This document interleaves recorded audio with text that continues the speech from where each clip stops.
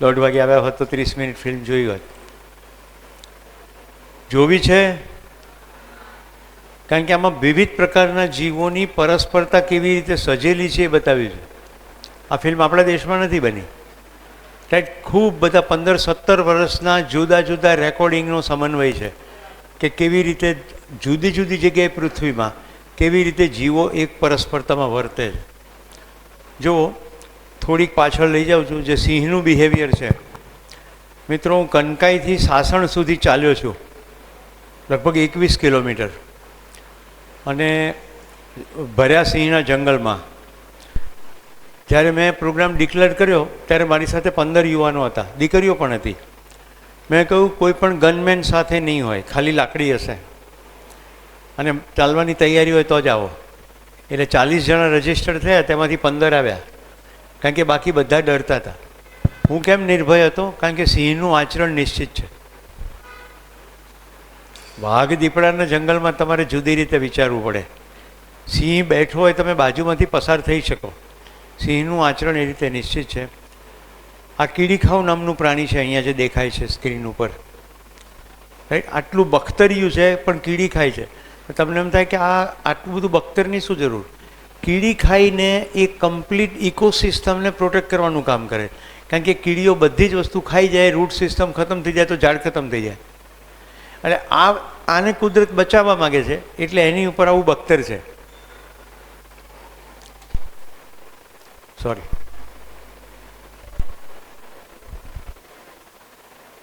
આ તો તમે જોયું કે નહીં? આ જોયું બધું? નહીં. તમે 16 જ મિનિટ જોઈ છે, રાઈટ? આટલું જોઈએ. Some days the animals will drink quite calmly in the presence of a whole pride. હવે મારે તમને વચ્ચે રોકી જ છે તો કહી દઉં. આટલા હરણો છે ને આટલા સિંહ છે કે કોઈ પણ સામે બીસ છે, એવું નથી થતું કે આટલા બધા છે તો ભેગા થઈને મારી પાડીએ. જેટલી જરૂરિયાત છે એટલો જ શિકાર છે. આખા અસ્તિત્વમાં આ જ ડિઝાઇન છે. માણસના કેસમાં કેવું છે? ખતમ જ કરી નાખવું છે, અને એ આપણે દુઃખનું કારણ છે.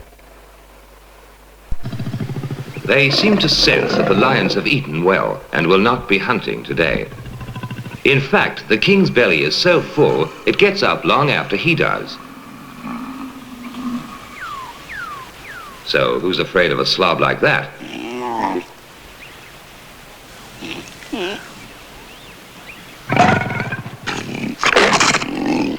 But if one of the younger generation gets cheeky, that slob suddenly walks like a king again.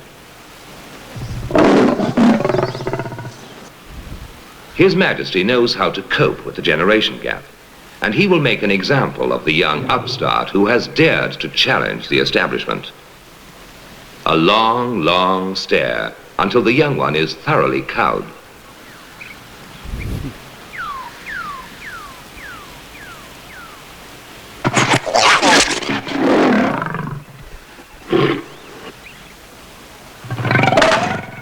And now the young rebel has to lie down again so that the king can come walking past once more.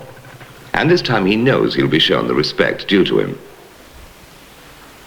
He's not even a very imposing specimen as lions go, but he does remember that he's descended from a long line of kings.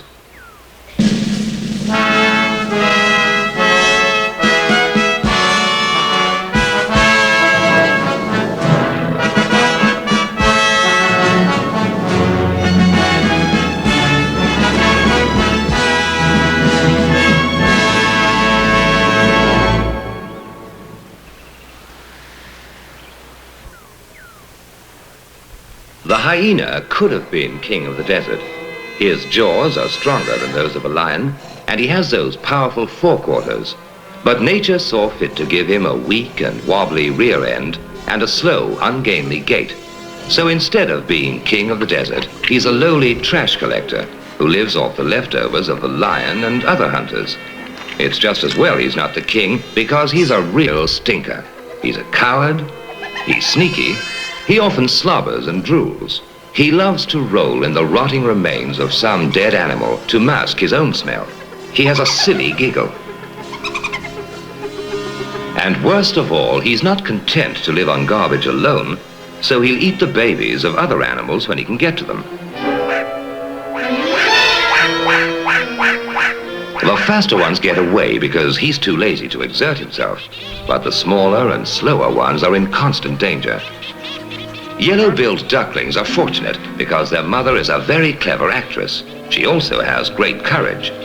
When she sees હવે પ્રકૃતિમાં જે પરસ્પર સજાવટ છે, તમે જુઓ કે આ હાઈનાને ડક દેખાઈ ગયા, રાઈટ, અને હવે એને ડક ખાવા છે. તો ડક જે મધર છે, બતકની મધર, એને બચાવવા છે. આખા એક્ઝિસ્ટન્સમાં જીવો કેવી રીતે પરસ્પર નિર્ભર રહે છે અને કેવી રીતે માત્રા સચવાય છે. સિંહની માત્રા ઓછી, હરણની માત્રા ખૂબ માત્રા વધારે. એટલે સિંહને જેટલું જોઈએ એની કરતાં ખૂબ માત્રામાં હરણ ઉપલબ્ધ છે. પ્રાણીઓને જેટલી વનસ્પતિ જોઈએ એનાથી ખૂબ વધારે માત્રામાં વનસ્પતિ ઉપલબ્ધ છે. વનસ્પતિને જેટલું જોઈએ એનાથી ખૂબ વધુ માત્રામાં માટી, પાણી, હવા ઉપલબ્ધ છે. અને માણસને જેટલું જોઈએ એનાથી ખૂબ વધારે માત્રામાં ત્રણેય ઉપલબ્ધ છે. પણ માણસને આ સમજણ ના પડે એટલે ભેગું કરવાની વૃત્તિ થાય.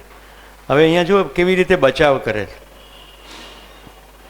a hyena prowling about, she tells the kids to be quiet and walks towards the hyena while they start sneaking away towards the water. Now she gives a quack to get the hyena's attention and goes into her wounded bird act. She really hams it up because she's got to keep him from spotting the chicks. So she flounders about pitifully to convince him he can catch her easily. But when he gets too close, she recovers miraculously and streaks for the water. For a moment, he begins to doubt the sincerity. શું કર્યું ખબર પડી? હાઈનાનું ધ્યાન બચ્ચા તરફથી પોતાના ઉપર ભટકાવા એને પાંખો ફફડાવી દટાવવાની કોશિશ કરી. એવું કરીને હાઈનાનું ધ્યાન ખેંચ્યું અને હવે સળસળાટ એ પાણીમાં ઘૂસી ગઈ. એટલે હાઈના ડેવિએટ થઈ ગયું.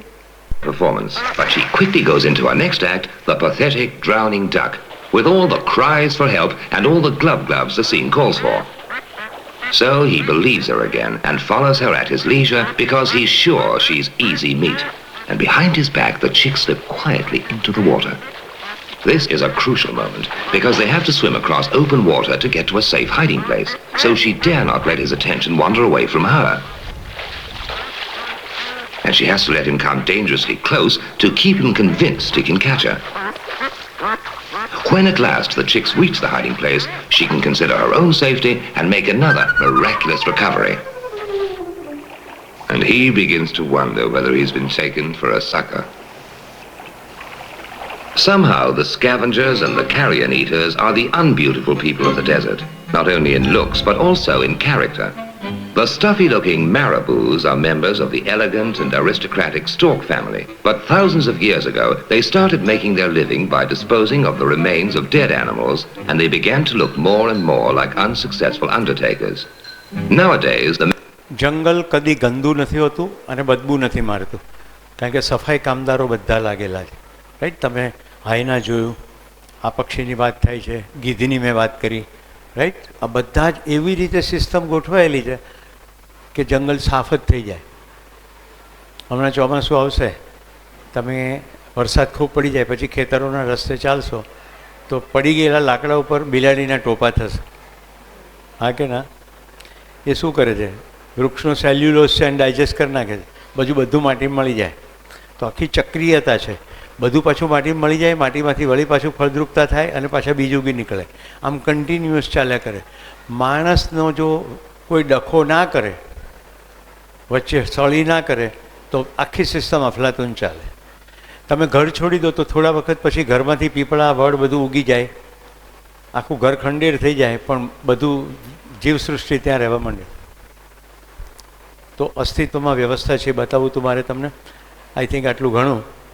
હવે આપણે જેટલો સમય છે એમાં બેસ્ટ વેમાં કોશિશ કરીએ.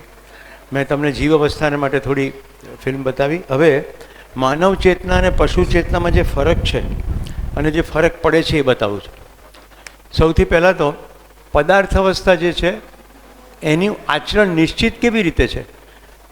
તો અંશોની જે સંખ્યા છે વચ્ચે અને પરિવેશમાં, એ અંશોની સંખ્યા પ્રમાણે એનું આચરણ નિશ્ચિત છે. એટલે અંશોની જેટલી માત્રા એ પ્રમાણે એનું આચરણ નિશ્ચિત. અને આચરણમાં શું જોવા મળે? ગતિશીલતા. સતત બધું ગતિ ચાલ્યા જ કરે. તમે જેને ન્યુટ્રોન પ્રોટોન કહો છો એ ગોળ ગોળ ધરી ઉપર ફરે, ઇલેક્ટ્રોન કહો છો એ ધરી ઉપર ફરતા ફરતા વર્તુળાકાર ગતિ કરે, ચંદ્ર ફર્યા કરે, પૃથ્વી ફર્યા કરે, બધું ગતિ ચાલ્યા કરે. પ્રાણ અવસ્થા છે, અ એટલે અવસ્થા, એનું આચરણ બીજ વિધિથી નિશ્ચિત છે. હું તમને રાઈનું બી આપું અને વડનું બી આપું, દેખાવામાં બે સરખા, કલર એ સરખો, વજન એ સરખું. એક વાવો રાયડો 6 મહિનામાં પૂરું અને બીજું સેંકડો વર્ષ થઈ જાય. કબીર વડને 400-500 વર્ષ થઈ ગયા. તમે જોશો કે વડ પીપળ ગમે ત્યાંથી ઉગી નીકળ્યા હોય છે. આવું તમે જોયું છે? ક્યારેય વિચાર કરો કે દિવાલમાં ઉપર ક્યાંથી નીકળ્યો વડ? કેવી રીતે થાય છે?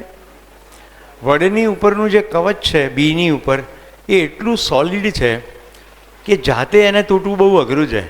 પક્ષી વડનો ટેટો ખાય, એના પેટમાંથી હાઇડ્રોક્લોરિક એસિડમાંથી બી પસાર થાય, ઉપરનું કવચ ઢીલું થઈ જાય, એ પક્ષી ગમે ત્યાં બેસીને ચરકે અને બીજનું અંકુરણ થઈ જાય. એટલે છત ઉપર નાની નાની તિરાડોમાં તમને જોવા મળે. સદીઓ જીવવાનું છે એને, એટલે કેટલી મજબૂતી છે. દિવાલમાં પડેલો થોડી માટી, હવામાનનો થોડો ભેજ એમાં ટકી જાય, કારણ કે એને સદીઓ જીવવાનું છે. અને રાયડો થોડું પાણી ઓછું પડ્યું હોય તો બાદ ખતમ.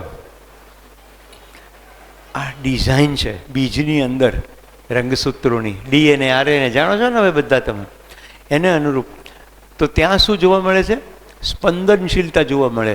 શાનું સ્પંદન? ઓક્સિજનનું. વનસ્પતિ પ્રકાશ સંશ્લેષણની ક્રિયા કરે, ઓક્સિજન આવાગમન થયા કરે. આ ખ્યાલ આવે છે ને? હવે જીવ અવસ્થા લઈએ. જીવ અવસ્થાનું આચરણ વંશવિધિથી નિશ્ચિત છે. સિંહ જંગલમાં હોય ને તો શિકાર કરે. અમદાવાદના ઝૂમાં સિંહ હોય, એને રોજ ડોલમાં માંસ આપે. હવે એના જે બચ્ચા જન્મે ને એને શિકાર કરતા આવડે નહીં, કારણ કે એના પપ્પા મમ્મી ડોલમાંથી માંસ ખાય. એટલે એ જો બચ્ચા છોડી દેવામાં આવે તો કૂતરા એને ફાડી ખાય, કારણ કે એને શિકાર કરતા આવડતું નથી. આ સમજાય છે ને? સિંહ, વાઘ, દીપડા જે પણ ઝૂમાં હોય, જે એના માતા પિતાને જે રીતે ખાતા જુએ એ રીતે જ ખાય. એનું આચરણ વંશવિધિથી નિશ્ચિત થાય. અને એટલા માટે ત્યાં શબ્દ છે સંવેદનશીલતા. જીવોની અંદર 5 સંવેદનાઓ હોય. આંખથી જોઈએ, કાનથી સાંભળીએ, કારણ કે આપણું શરીર પણ જીવ જેવું જ છે. રાઈટ? કાનથી સાંભળીએ, નાકથી સૂંઘીએ, સ્વાદ કરીએ અને સ્પર્શ. 5 સંવેદના છે. એ 5 સંવેદનાને અનુરૂપ એના માતા પિતા જેમ કરતા હોય ને એમ જ કરે. જીવોનું આચરણ વંશવિધિથી નિશ્ચિત છે. જ્ઞાન અવસ્થા. હવે મને થોડું વિચારીને કહો, આપણે પદાર્થ નથી, પ્રાણ નથી, જીવ નથી. આપણા શરીરમાં આ ત્રણેય છે. રાઈટ? મેં કહ્યું તેમ વાળ એ પદાર્થ અવસ્થા છે, ફેફસાથી શ્વાસ લઈએ છીએ તો પ્રાણ અવસ્થા જેવા કોષો છે, અને આહાર, નિદ્રા, ભય અને પ્રજનન 4 પ્રવૃત્તિ માનવોમાં પણ થાય છે. એટલે શરીરના સ્તરે તો આ છે. આ બધું શરીરના સ્તરે. અને આ જીવન. હું શરીરથી અલગ વાસ્તવિકતા છું. મારું આચરણ કેવી રીતે નિશ્ચિત થશે? કાલથી પ્રશ્ન તો એ જ ચાલી રહ્યો છે ને, ડખા બધા અનિશ્ચિત આચરણના છે. વિચારીને કહો. જીવો એના માતા પિતાને જોઈને આચરણ કરે છે. બાળકના કેસમાં તો એના માતા પિતા પણ ગમે તે આચરણ કરતા હોય. ગાંધીજી દારૂબંધીવાળા હતા. એનો દીકરો હરિલાલ તો દારૂ પીધેલી હાલતમાં ફૂટપાથ પર મળ્યો. ગાંધીજીના દીકરો હરિલાલ દારૂ પીધેલી હાલતમાં ફૂટપાથ પર મળ્યો. મગન હરિલાલ. ઓસામા બિન લાદેન, જેની પાછળ આખું અમેરિકા પડી ગયું હતું, એનો દીકરો યુનાઇટેડ નેશન પીસ કીપિંગમાં કામ કરતો. બાપો આતંકવાદી છે. તો મને કહો, માણસનું આચરણ કઈ રીતે નિશ્ચિત થાય? મેં તમને પહેલાં જવાબ આપી દીધો છે, પણ તમે કેટલી એકાગ્રતાથી સાંભળ્યું એની પર બધો આધાર છે. તમે પોતાની અંદર જ ડોક્યું કરો ને, તમારું આચરણ કેવી રીતે નિશ્ચિત થઈ શકે? યસ. કર્મશીલતા આધારે. કર્મશીલતા નહીં. કર્મશીલતા એટલે તો કામ કરવું એ જ આચરણ. એ નિશ્ચિત કેવી રીતે થાય એવો પ્રશ્ન છે. જો તું કલ્પનાશીલતા કહેવા માગતો હોય, કર્મશીલતા નહીં, તો જવાબથી નજીક છે. કર્મ સ્વતંત્રતા, કલ્પનાશીલતા. કલ્પનામાં એવું શું બેસે તો આચરણ નિશ્ચિત. કલ્પનામાં તો એવું થાય ને કે આ બેનને 2 વળગાડી દઉં, અને એવું થાય કે બેનને પ્રણામ કરું. કલ્પનામાં તો 2 આવે. કલ્પનામાં શું બેસે કરો, કોશિશ કરો, કશું ખોટું નથી. કલ્પનામાં શું બેસી જાય તો આચરણ ફિક્સ થઈ જાય, નિશ્ચિત થઈ જાય કે આમ જ કરાય. વિચારો, તમારે પોતાનામાં જ ડોક્યું કરવાનું છે કે તમારું આચરણ અસ્તિત્વની ડિઝાઇન પ્રમાણે થઈ જાય.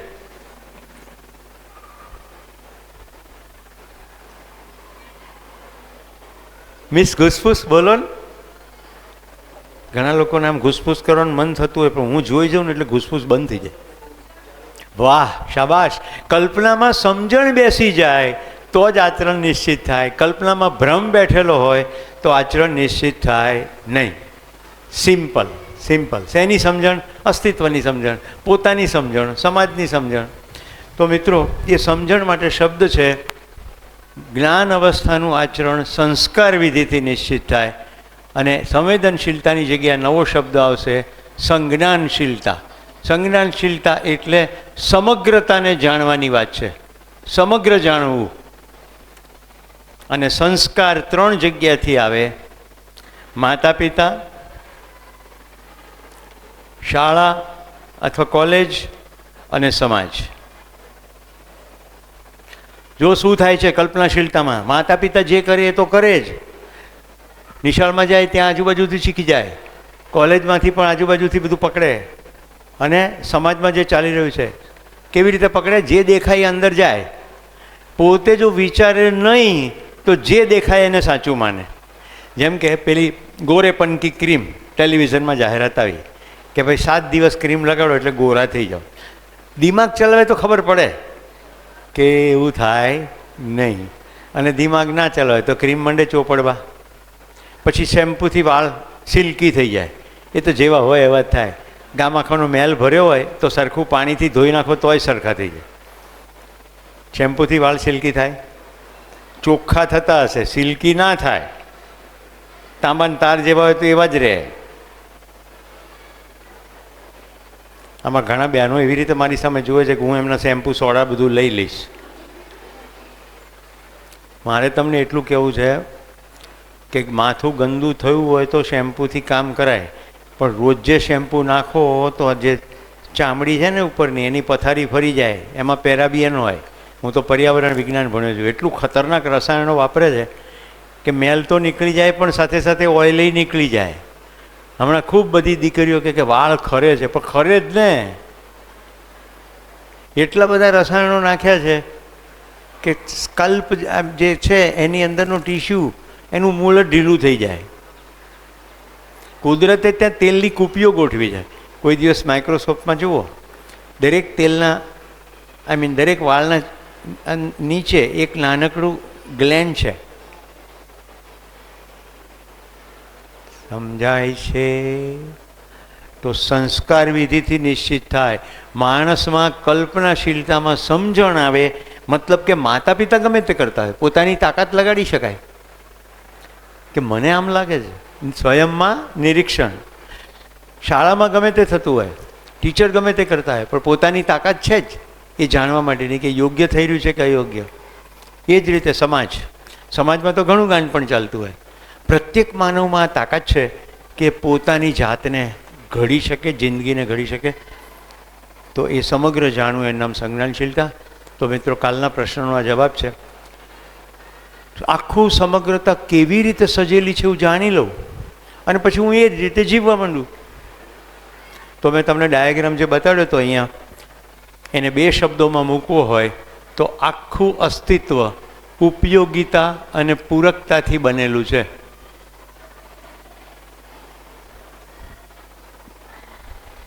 હું સ્વયંમાં ઓળખું મારી જાતને કે મારી શું ઉપયોગિતા છે.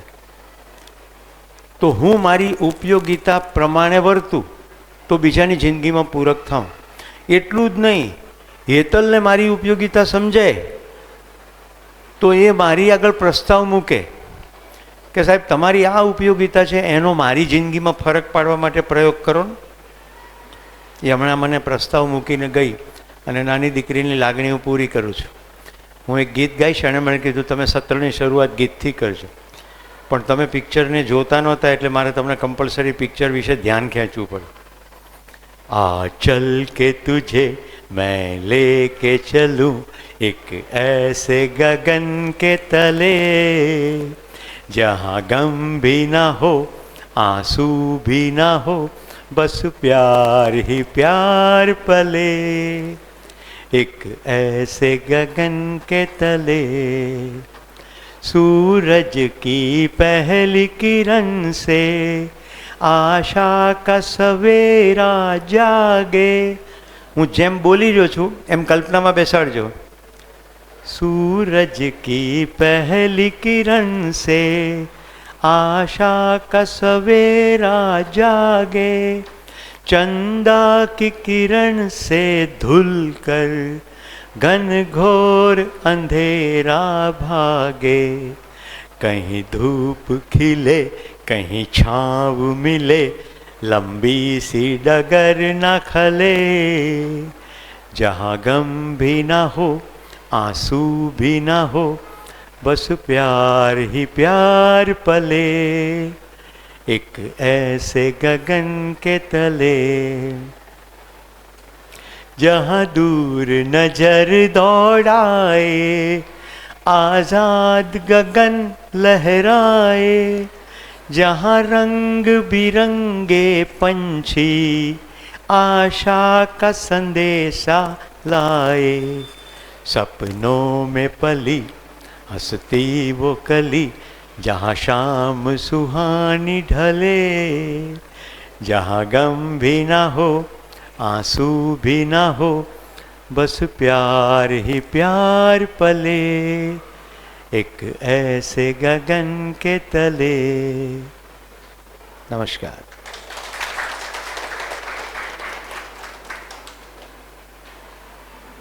તમે તાળી સાચી પાડી હોય તો ભલે, ખોટી પાડી હોય તો ખાલી, પણ એક દીકરીએ પ્રસ્તાવ મૂક્યો કે સર તમે ગાજો, કારણ કે એને મારી ઉપયોગિતા સમજાઈ. કદાચ મારો ભાવ પકડાતો હશે, કદાચ હું ગાઉં છું એને કારણે એની જિંદગીમાં પ્રસન્નતા વધતી હશે, કંઈ પણ. કાલ કીધું હતું ને, ask and it shall be given to you, કીધું હતું ને, માગો અને તે તમને મળશે.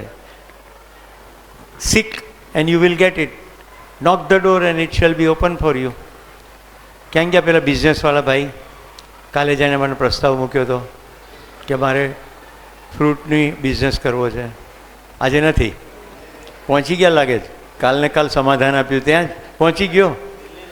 દિલ્હી? ઓકે, એને જવાનું જ હતું. કાલ નક્કી કર્યું. શેના માટે? બિઝનેસ માટે જ.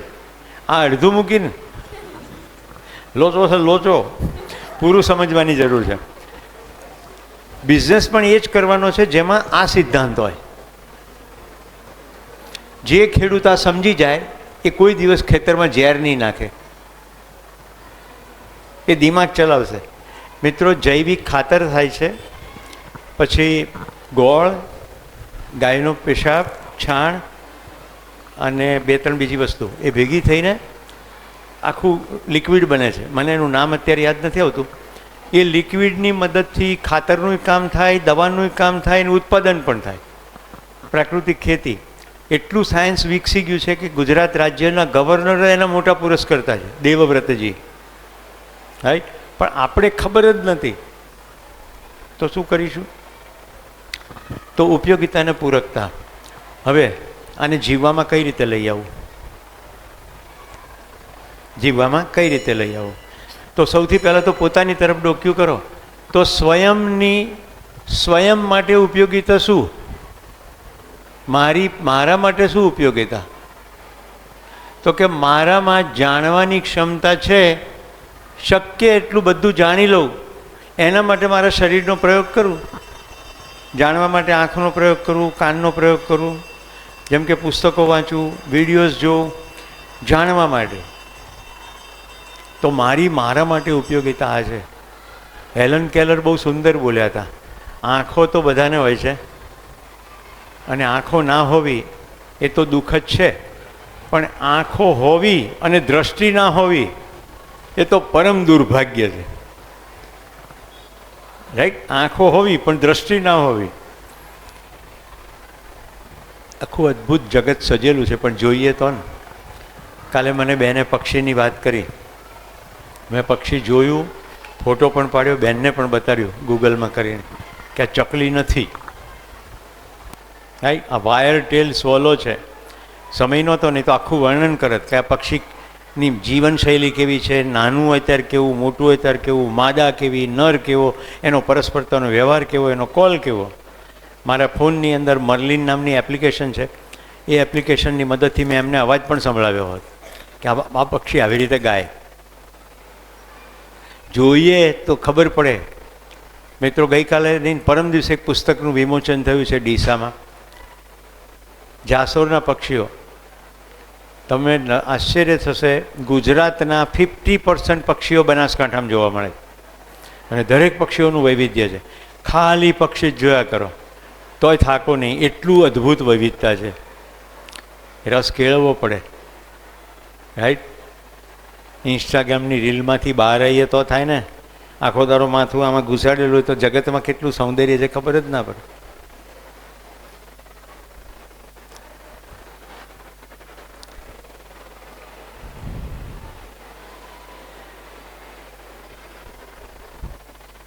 જેટલા જોઈ શકાય એટલો જુઓ. આ ગુજરાતીમાં આને નવરંગ કહે. આ એક પક્ષીમાં 9 રંગો છે અને આ ફોટો મેં પાડ્યો છે ડાંગના જંગલમાં. આને કહે છે ઇન્ડિયન પિતા. ઇન્ડિયન પિતા, PITTA. કેટલું સુંદર પક્ષી છે. ઓકે. બીજું, મને આ જીવન વિદ્યાને કારણે એટલી ખબર પડી ગઈ કે જિંદગી જીવવાની મજા તો જ આવે જો આજુબાજુ જગત ધબકતું હોય. એટલે મારા ઘરે જે મેં જંગલ બનાવ્યું છે એ જંગલમાં મેં હમણાં સવારે કીધું તેમ ઘણું બધું આવે. 5 મોર મારે ત્યાં રહે છે. કેટલા? 5.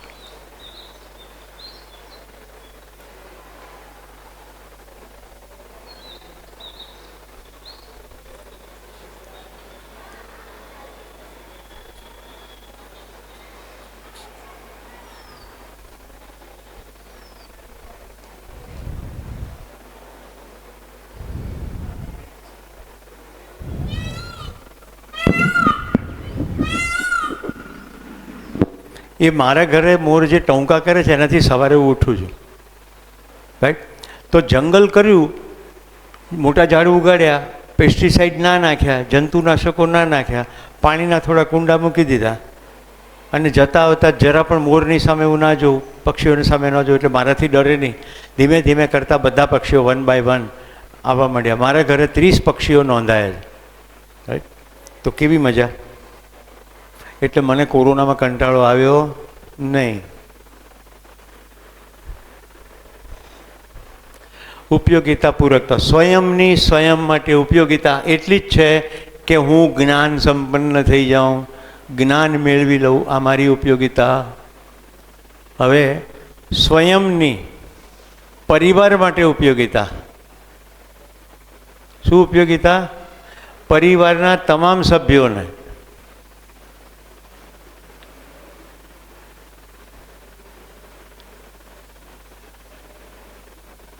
જ્ઞાન મેળવવામાં મદદરૂપ થાવ.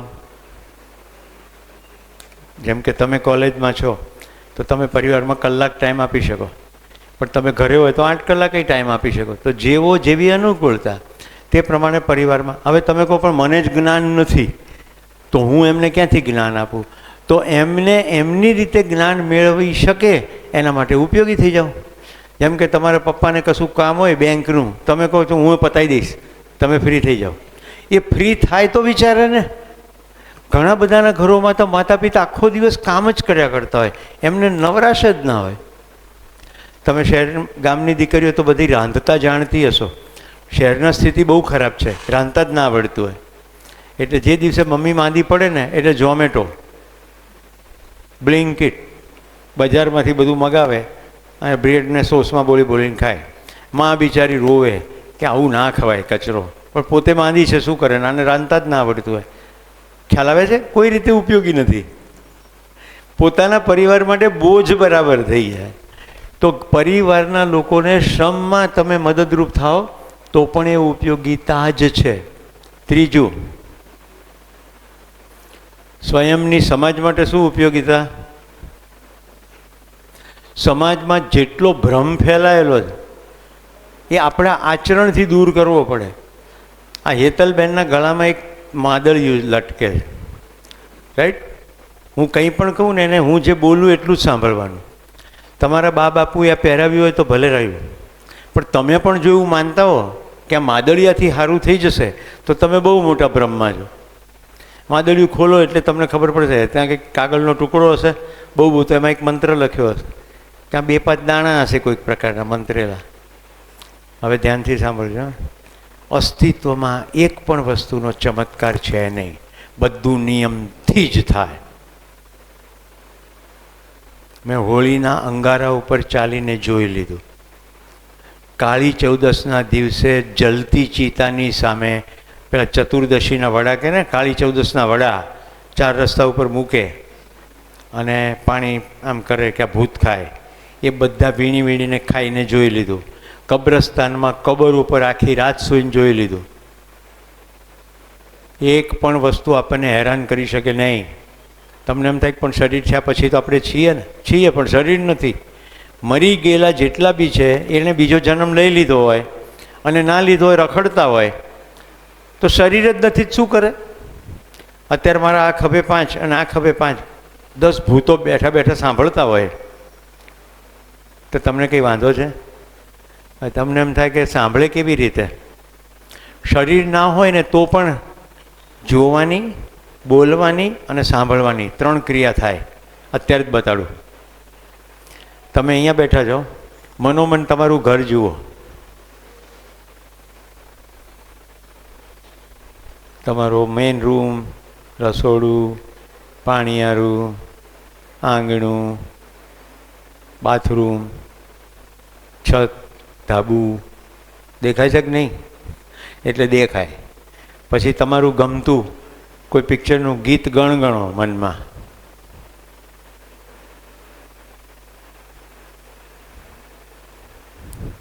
હમણાં મેં ગાયું એ યાદ કરીને ગણગણો.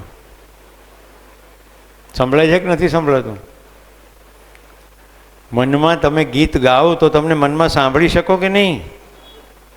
એટલે શરીર ના હોય તો જોઈ પણ શકાય, સાંભળી પણ શકાય.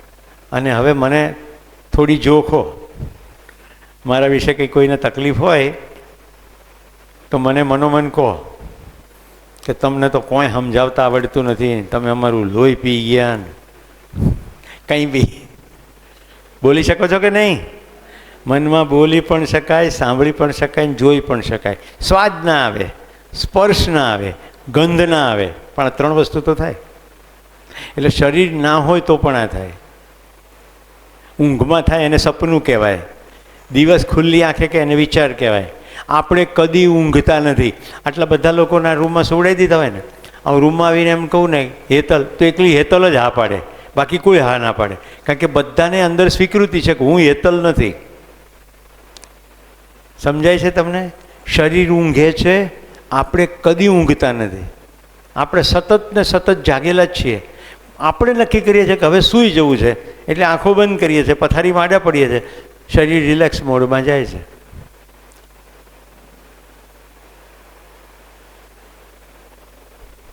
બધું અનુભૂતિના આધારે કહી રહ્યો છું.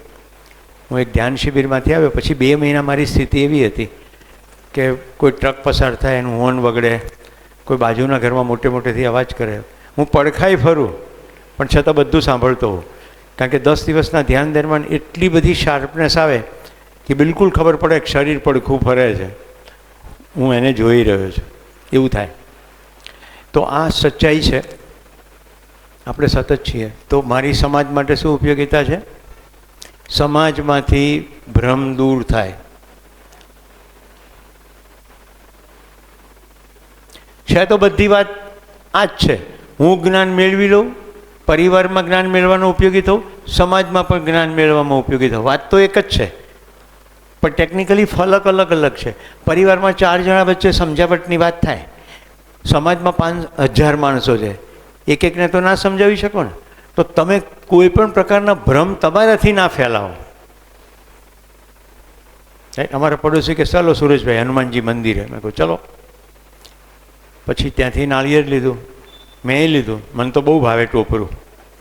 એટલે પછી એમણે જઈને ત્યાં જઈને ફોડ્યું. મને કે તમારે ફોડવું નથી. મેં કહું ફોડાતું હશે.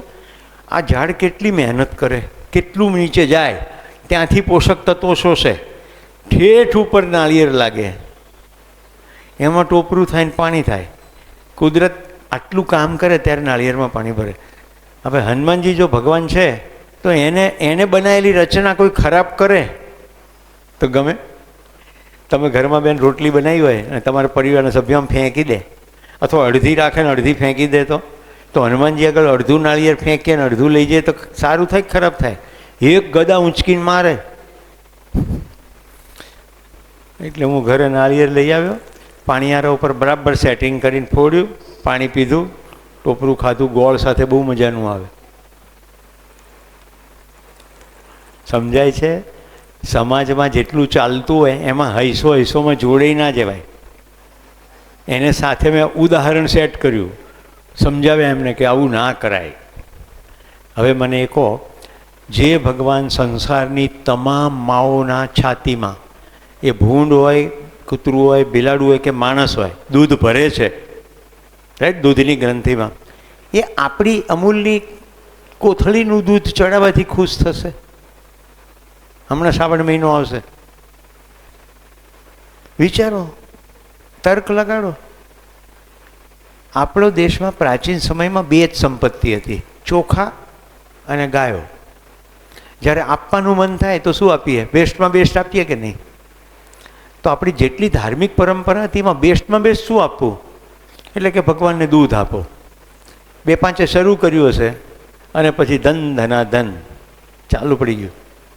અત્યારે બેસ્ટ આપવા માટે શેર સર્ટિફિકેટ આપવા જોઈએ, FD આપવી જોઈએ, સોનાના દાગીના ચડાવી દેવા જોઈએ. એવું કોઈ નહીં કરે. આટલી દૂધની લોટી અને મોટો પાણીનો લોટો, અને શંકર ભગવાનને ફોહલાવે, લો આ 3 પાંદડા રાખો, આ 1 લોટી દૂધ રાખો, બદલામાં મારે પેપર સારું જાય એવું કરી દેજો.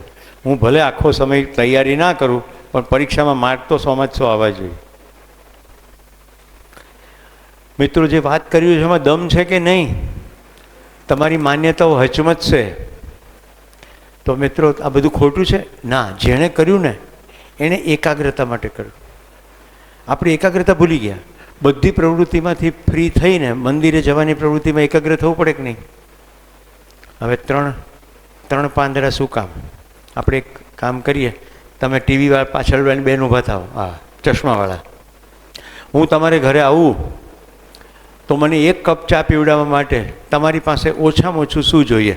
આમની પાસે માઇક જવા દો. મને ચા પીવડાવવા માટે ઓછામાં ઓછું શું જોઈએ? તમે બોલતા જાઓ, હું લિસ્ટ લખતો જઈશ, પછી ખૂટશે તો બીજા કોઈ કહેશે. બોલો. દૂધ, ચાપત્તી, અદરક, હે, આદુ, પાણી, ખાંડ, ઇલાયચી. આટલા અક્ષર મારા ગંદા નથી, પણ જલ્દી લખું છું. બોલો. ગેસ, આ બાજુથી આવે છે ગેસ, તપેલી, તપેલી. અલ્યા હું બધાના ઘરે નથી આવ્યો, એને ઘરે ગયો છું. એકદમ બધાને એકદમ થઈ ગયું. માચીસ, કપ, ઘણા તો તપેલી જ આપી દેતા હશે, લો પીઓ. ગરણી,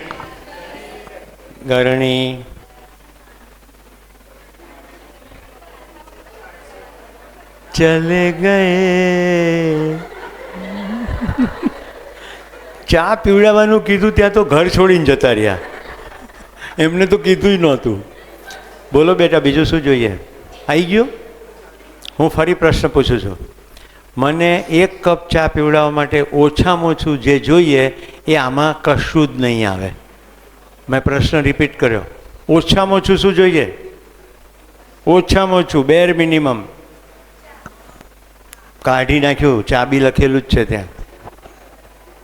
બોલો શું જોઈએ? કોશિશ કરો. 1 કપ ચા પીવડાવવા માટે તમારી પાસે ઓછામાં ઓછું શું જોઈએ? આ તો બધું રસોડામાં છે. મેં એવું નથી પૂછ્યું રસોડામાં શું જોઈએ, તમારી પાસે શું જોઈએ? સમય. સમય છે એ રિસોર્સિસ કહેવાય. સમય ના હોય તો હું આવું જ નહીં ને. તમારી પાસે સમય ના હોય, મારી પાસે સમય ના હોય, ક્યાંથી આવું? બોલો. મન હોવું જોઈએ.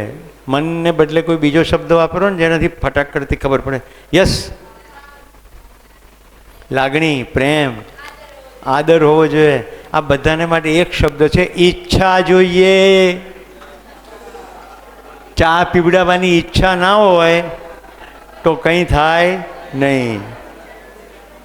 એ ઈચ્છા આદરથી સંકળાયેલી હોય, પ્રેમથી સંકળાયેલી હોય, અથવા ભાઈ આપણા દેશમાં મહેમાન આવે તો કંઈક તો આપીએ ને, તો કમસે કમ બેર મિનિમમ એટલું હોય. પેલા બેન બેહી ગયા, લો હવે એમની જ ઘરે જવું, હવે એમને મૂકો પડતા, હવે તમે ભાઈ ઊભા થાઓ, એમને માઇક આપો. યસ, ઈચ્છા છે ને તમને? હવે ઈચ્છા છે, બીજું શું જોઈએ? એકલી ઈચ્છાથી ચા નહીં બને. બીજું શું જોઈએ? પ્રેમ જોઈએ. પ્રેમ આવી ગયો, લાગણી આવી ગઈ, આદર આવી ગયો. જયા, રેખા ઓર સુષ્મા, સબકી પસંદ નિરમા.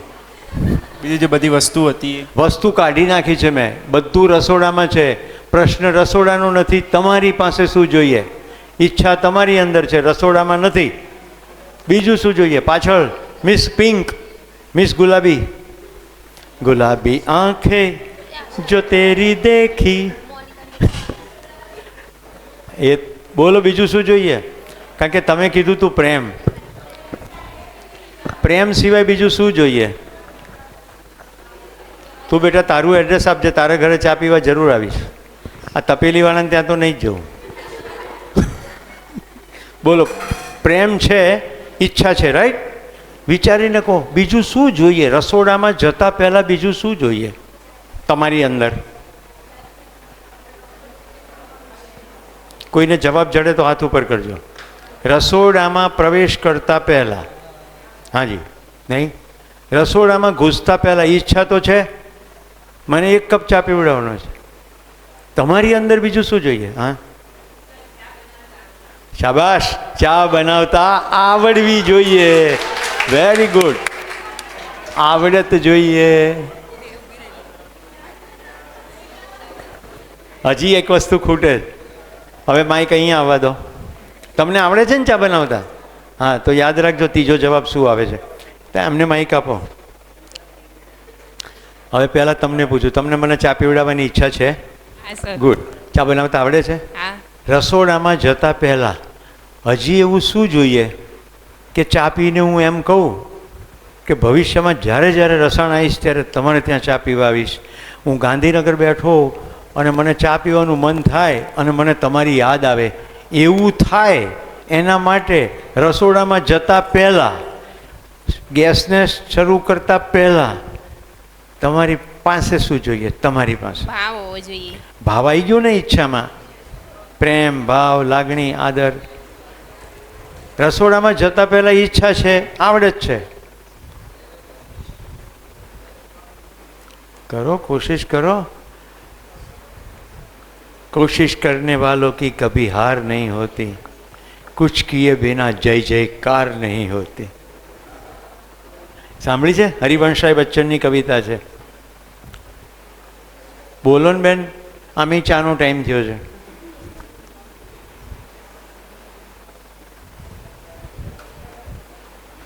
મેં તમને ચાવી આપી કે ચા પીધા પછી મને એમ થઈ જાય કે ભવિષ્યમાં ચા તમારે ત્યાં જ પીશ, તો એના માટે ચા કેવી બનવી જોઈએ? સ્વાદ. એ સારી બનવા માટે તમારી પાસે શું જોઈએ? હા, મીઠાશ નહીં. ચામાં સ્વાદ હોવો જોઈએ. એ સ્વાદ માટે તમારી પાસે શું હોવું જોઈએ? તમારી પાસે શું હોવું જોઈએ રસોડામાં જતા પહેલા? ઓ ભારો.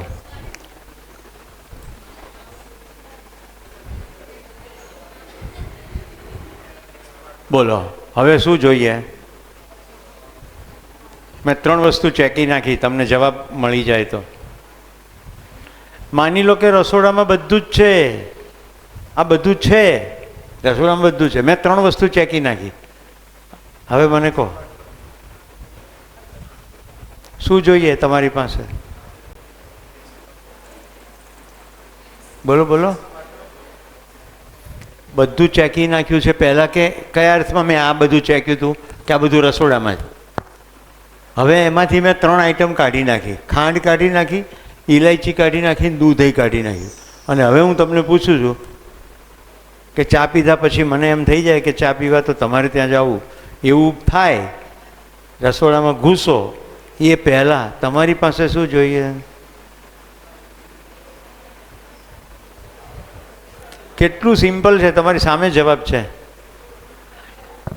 આ જેણે બી ચા પહેલાં બનાવવાનું કીધું એણે બધું નાખ્યું, જેટલું રસોડામાં હતું એટલું બધું. મને પૂછ્યું જ નહીં કે તમારે ચા કેવી પીવી છે.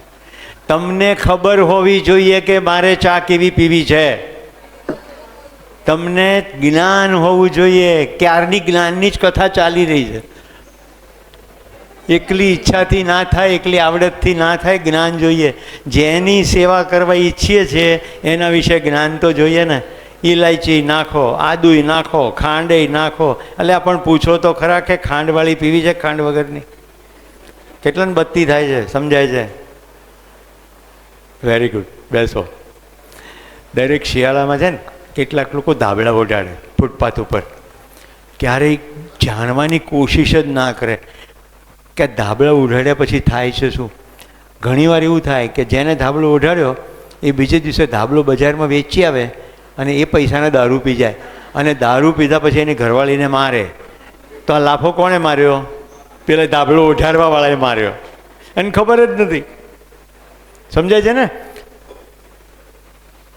સેવાના પ્રોજેક્ટ કંઈ પણ કરીએ તો ખબર હોવી જોઈએ કે કોની સેવા કરીએ છીએ, શેના માટે કરીએ છીએ, આપણી ઈચ્છા કેવી છે, આપણને જ્ઞાન કેવું છે, આવડત કેવી છે. કોઈ માણસ નદીમાં પડ્યો, ડૂબે છે, અને તમે બી જંપલાઈ દો એટલે બચાવી લો. એટલે પણ તને આવડે છે? આવા કેટલા ડૂબી જાય છે? કોઈ એક પડ્યું હોય ને, બીજો જંપલાઈ દે, ધમ ન કરતો, અને જે પડ્યો હોય એ આને પકડી લે એટલે 2 જણા ડૂબી જાય. બચાવવાની ના નથી, પણ હવે દિમાગ ચલાવવું પડે કે ભાઈ આ હવે ડૂબે છે એને દોરડું નાખો કે રાડો પાડો. કોઈને આવડે છે તરતા? મને તો નથી આવડતું, બચાવો. કંઈક તો કરવું પડે ને. હવે વાલા નર્સ ભાઈઓ અને બહેનો, જ્યારે પેશન્ટોની સેવા કરો ત્યારે તમને સેવાની ઈચ્છા તો હોવી જોઈએ, આવડત હોવી જોઈએ, અને પેશન્ટ વિશે જ્ઞાન પણ જોઈએ. તો તમારો વ્યવહાર એની સાથે માનવીય થાય. તમે 2-5 પ્રશ્ન પૂછો, ભાઈ ક્યાંથી આવો છો? કે ખેતરમાંથી આવું છું. ક્યાં ખેતી છે તમારી?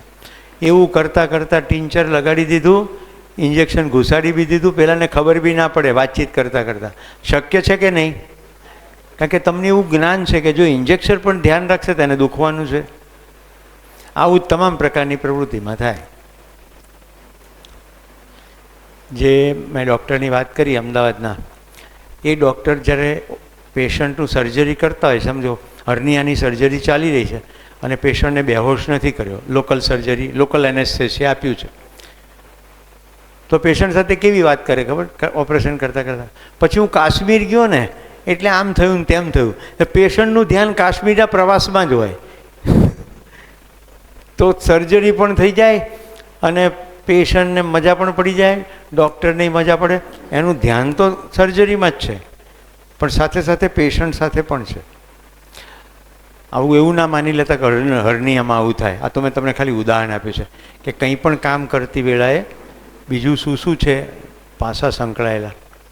મને ખબર હતી આટલો બફારો છે, મને એ પણ ખબર હતી અહીંયા રૂમમાં એસી નથી, પણ છતાં હું તમારી વચ્ચે આવ્યો. કેમ? મેં તમને ગઈકાલ સવારે કીધું, તમે ગ્રામીણ ક્ષેત્રોમાંથી આવો છો, શહેરો કરતાં તમારી સ્લેટ ચોખ્ખી છે, તમે ભલા છો, નિર્મળ છો, ભલે જવાબ નથી આપતા, પણ તમારી અંદર કચરો ઓછો ગયો છે. તમે પણ મારા દીકરા દીકરીઓ છો. બધું જ્ઞાન શહેરમાં જ જાય તો ગ્રામીણ ક્ષેત્રોમાં કોણ કામ કરશે? આખો દેશ મારો જ છે. એ ભાવથી હું તમારી વચ્ચે આવ્યો. તો ત્રણેય ભેગું થઈ ગયું. ઈચ્છાય છે, આવડતે છે, જ્ઞાનય છે. તો મને બફારાની કોઈ ફરિયાદ નથી. હું પરસેવો લૂછી લઉં છું, પણ મને અંદર આનંદ છે, ખબર જ છે પહેલેથી જ. તો જેટલું જ્ઞાન વધતું જાય એટલી મજા પડે. જેમ મેં કહ્યું કે કાચનો કપ તૂટી પડે હાથમાંથી તો તૂટી જાય, નિયમથી ખબર છે, તો પછી રોદડા રોઈશું નહીં. જેટલી ઘટના ઘટે એ નિયમથી ઘટે, નિયમ ખબર હોવી જોઈએ. ઠીક છે? તો મેં તમને કાલે પ્રોમિસ કર્યું હતું એ પ્રમાણે મેં લગભગ બધું કર્યું છે. હવે 3 નિયમોની વાત કરી હતી: બૌદ્ધિક નિયમ, સામાજિક નિયમ, પ્રાકૃતિક નિયમ. તો આપણે 3 નિયમ જોઈએ.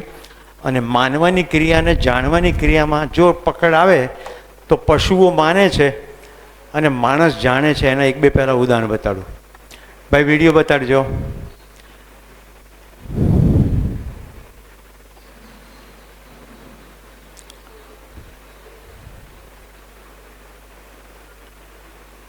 જો આ બળદિયો જાતે જૂતી ગયો, કારણ કે રોજે રોજ એને આ જ કામ કરવાનું છે. તો એની અંદર માનવાની ક્રિયા ચાલે છે. મારી પાસે ઘણા છે પણ થોડા સિલેક્ટ બતાડું.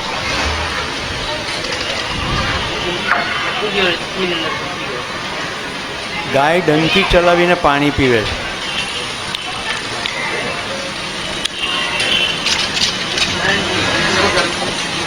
તો જાણવાની ક્રિયા નથી, એ જોવે છે રોજ કે ડંકી ચલાવે છે કોઈ, આમ કરે છે તો પાણી નીકળે છે. મારી પાસે જુદા જુદા વિડીયો છે. આ શિંગડાથી ચલાવે, કોઈ મોઢાથી ચલાવે, કોઈ ડોકથી ચલાવે.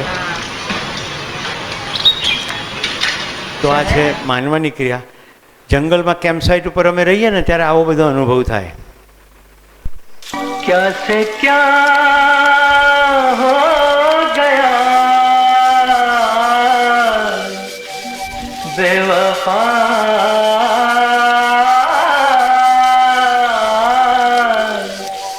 तेरे प्यार में चाह क्या क्या मिला बेवफा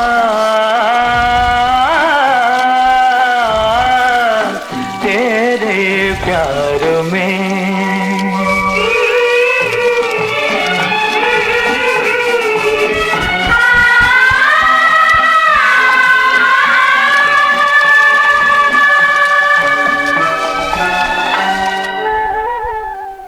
चाह क्या मिला बेवफा. આ શું થઈ રહ્યું છે? કેમ્પસાઇટ ઉપર લોકોને વાસણ ધોતા જોવે, કપડાં ધોતા જોવે, વાંદરાઓ બધું જોયા કરતા હોય. એનો ખોરાક ત્યાંથી છે, કારણ કે કેમ્પસાઇટ પર વધેલો ખોરાક મળે. અને જુએ કે આ લોકો આ તબડકામાં ખાય છે અને તબડકાને ધોવે છે, એટલે એના મનમાં જોઈ જોઈને એવી માન્યતા બેસી જાય કે આની અંદર ખાવાનું મળશે. એને એ નથી ખબર પડતી કે ખાધા પછીની સફાઈ માટે ધોઈ રહ્યા છે, કારણ કે એનામાં જાણવાની કેપેસિટી નથી. તમે જોયું ધોતા ધોતા વચ્ચે દાણો ખેંચ્યો, પેલું બ્રશ ઘસે એટલે ક્યાંક ખૂણા ખાંચરેથી થોડુંક નીકળી આવે તો ખાય. એ જ રીતે કપડાં ધોવાનું. મને વાંદરો બહુ ગમી ગયો, પાળ્યો હોય તો કેવી મજા આવે. જો तेरे प्यार में होना है પછી કપડાં ફાટી ભલે જાય. बेवफा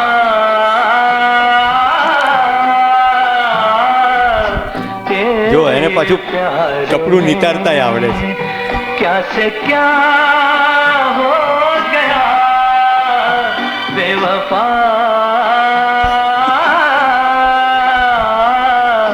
तेरे प्यार में. તો જ્યાં સુધી થાકશે નહીં ત્યાં સુધી કપડું પછાડ્યા કરશે, પાણી બોલ્યા કરશે, પછાડ્યા કરશે, બોલ્યા કરશે. સમજાય છે ને? તમે બધા હસો છો પણ અંદર ડોક્યું કરો. આપણે આ જ કરીએ છીએ, અને જો આવું જ કરતા રહીએ તો માણસ નથી. બીજાનું જોઈને કર કરીએ અને માનવાની ક્રિયા કહેવાય. પોતાની તાકાત લગાડીએ તો જ જાણી શકીએ. દુનિયા ગમે તે કરતી હોય, આપણે વિચારી જ શકીએ કે મારે શું કરવું છે. હવે જાણવાની ક્રિયાનો એકાદ વિડીયો બતાડું.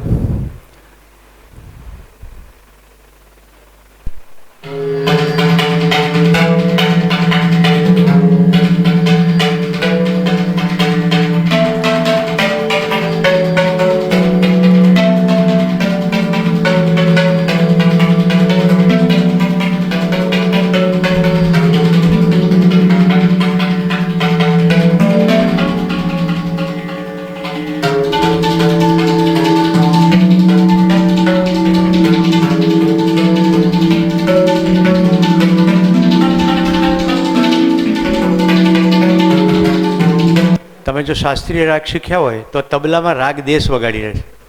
હવે એક એક તબલાનો અલગ અલગ અવાજ છે, એનું ભેગો કરીને મિક્સ કરીને રાગ કાઢવો કેટલું અઘરું છે. તો બધા તબલાઓને જુદી જુદી જગ્યાએ ટાઈટ બાંધ્યા છે, એને કારણે જુદો જુદો અવાજ નીકળે અને એ અવાજ મિક્સ કરીને રાગ નીકળે. તો બે તબલા વચ્ચેના અવાજ વચ્ચે શું ડિફરન્સ છે એ જાણી શકે માણસ. આપણી પાસે સંતૂર, સિતાર, તંબુરો, રાવણથ્થો આવા બધા તારવાદ્યો પણ છે. પછી શહેનાઈ, વાંસળી, ભૂંગળ અને પેલું સેક્સોફોન, આ બધા ભૂંગળા જેવા વાદ્યો છે. આવા અલગ અલગ વાદ્યો છે. તો માણસ જુદી જુદી રીતે ફૂંક ખરીને જાણી લે કે આમાંથી આવો અવાજ નીકળશે, રાઈટ. તો જાણવાની ક્રિયા માણસમાં થાય. આઈ થિંક આટલું ઘણું. હવે 3 નિયમ મારે તમને બતાવવા છે.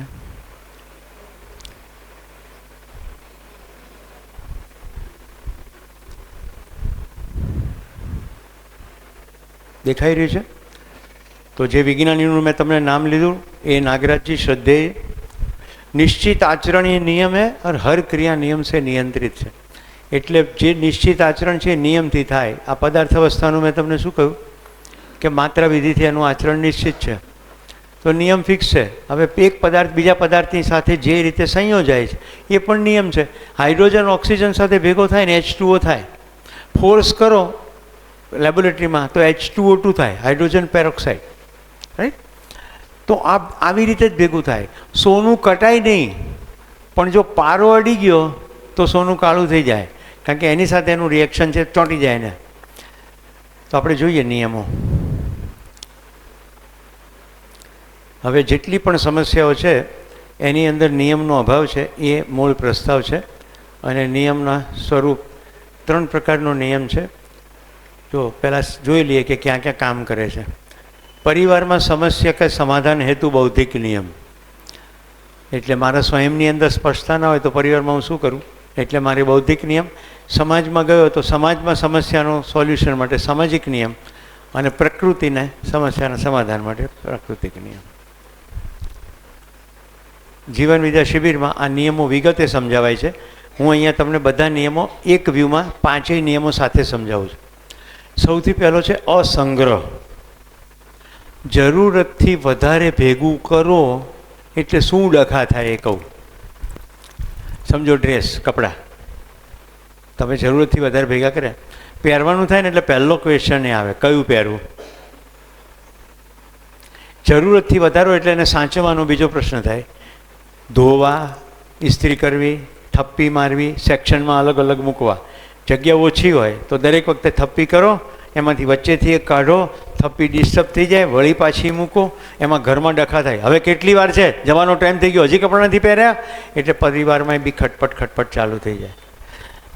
જરૂરતથી વધારે કપડાં પહેર્યા હોય, એકાદ કપડો ડાઘો પડી જાય એટલે એક નવો એજન્ડા શરૂ થાય. અને આ કેવું વિષ ચક્ર છે. 4 કલરના હોય, દુકાનમાં ગયા, ફંક્શનમાં ગયા, કોકનું જોઈને કે આ 4 કલર છે પણ આ નવો નથી, એટલે વળી એ લાવો. એના માટે બજારમાં જાઓ, રખડો, ગોતો, લઈને આવો. ત્યાં પપ્પા, મમ્મી, ભાઈ, બહેન કે લે આવું જ કંઈ લેવાતું હશે, પતી ગયું, મૂડ ખરાબ, વળી પાછો આપવા જાઓ. બીજો એક ધંધો છે સીવડાવવાનો. મારે તો વર્ષોથી કપડાં સીવડાવ્યા નથી, મને એ ખબર પડી ગઈ. કપડું લાવો, સીવવા માટે માપ લેવા આવવા જાઓ, પેલો સીવ્યા પછી કે ટ્રાયલ કરવા માટે આવો, ટ્રાયલ કરીને પછી લેવા જાઓ. આટલો બધો ધંધો કરાતો હશે? આટલી નાનકડી જિંદગી, કેટલું કરવાનું કામ છે. બજારમાં જવાનું, જે ફિટ પહેરવાનું, ચાલતા. તમારે કોઈનું મારે કપડાં પર ધ્યાન છે કે મારા આચરણ પર ધ્યાન છે? હું રૂમમાં આવું તો કદાચ પહેલી 15 મિનિટ લાગે કે આ શું પહેરીને આવે, પછી તો તમે મારા શબ્દો ઉપર અને હું જે સમજાવું છું એની ઉપર જ ધ્યાન રહેવાનું. સમાજમાં એક્ઝેક્ટ આવું છે. તમે કોઈ ફંક્શનમાં જાઓ ને, કોઈને તમારા કપડાં પર ધ્યાન હોતું જ નથી, બધાને પોતા ઉપર જ ધ્યાન હોય કે હું કેવો લાગું, કે હું કેવી લાગું. અને કેટલાક તો અહીંયા મોટલા ફિટ કરીને આવે કે હું ટોંક ત્યાં હું કરે, મને દેખો દેખો. આમ ઘડિયાળ પહેર્યું ને તો આમ બતાડે કઈ બાજુ કે રસાણ આવ્યું, રસાણ આમ જ આવ્યું હોય, આમ બતાડો કે ઘડિયાળ દેખાય જાય. તો અસંગ્રહ, જરૂરતથી વધારે ભેગું ના કરો તો મન શાંત રહે, બૌદ્ધિક નિયમ. બીજું સ્નેહ. કાલે મેં કવિતા કીધી હતી પેલી દીકરીને, રાત દિવસનો રસ્તો વાલમ નહીતર ખૂટે કેમ, તમે કરજો પ્રેમની વાતો અમે કરીશું પ્રેમ. સ્નેહ, બધાની સાથે શું ઝઘડા કરવાના આટલી નાનકડી જિંદગી. હવે મને આજે પ્રશ્ન મળ્યો જ છે, બીજો કોઈ વિચિત્ર રીતે વર્તે શું કરવાનું? માફ કરવાના. મજા છે એની અંદર. બદલો નહીં લેવાનો. બદલો કોણ લે? જેની ચેતના આટલી હોય બદલો લે. ઉદાર માણસ ની ચેતના કેટલી મોટી? જા સિમરન જીલે તેરી જિંદગી. ઉદાર, માફી એટલે અંદર ટાઢોળું રહે. અરે પણ એને બતાવી દઉં, ભાઈ એને કુદરત બતાડશે, તું તારું કરને. આ બીજાને બતાડી દેવાની વૃત્તિ છે ને, એ આપણી ઉર્જા ડ્રેન કરી નાખે છે. જ્યાં કામે લગાડવાની છે ત્યાં ઉર્જા લાગતી નથી અને બીજી જગ્યાએ લાગે. તો સ્નેહ, કોઈની સાથે ખટપટ નહીં કરવાની. હવે ખટપટની સ્થિતિ ઊભી થાય ને ત્યારે શું કરવાનું? તું મહાન. ક્યાંય ખટપટ થાય ને તો હું તરત કહી દઉં, તું શિવાજી ભાઈ, હું હારી ગયો, તું જીતી ગયો. કારણ કે મારી પાસે ટાઈમ નથી. બીજું ઘણું કરવાનો ટાઈમ છે ને, સારું કરવાનું, જેમાં જલસો પડે. તો ફાલતુ કામ કોણ કરે ભાઈ? ત્રીજું વિદ્યા. અત્યારે જે ચાલી રહ્યું છે 2 દિવસથી, એ વિદ્યાનું જ કામ છે. જો જૈસા હૈ ઉસે વૈસા સ્વીકાર કરના. વિદ્યા, જે જેવું છે તેવું સ્વીકારીએ. હવે જેટલું જાણીએ ને કેટલો ફેર પડે જો બતાડું.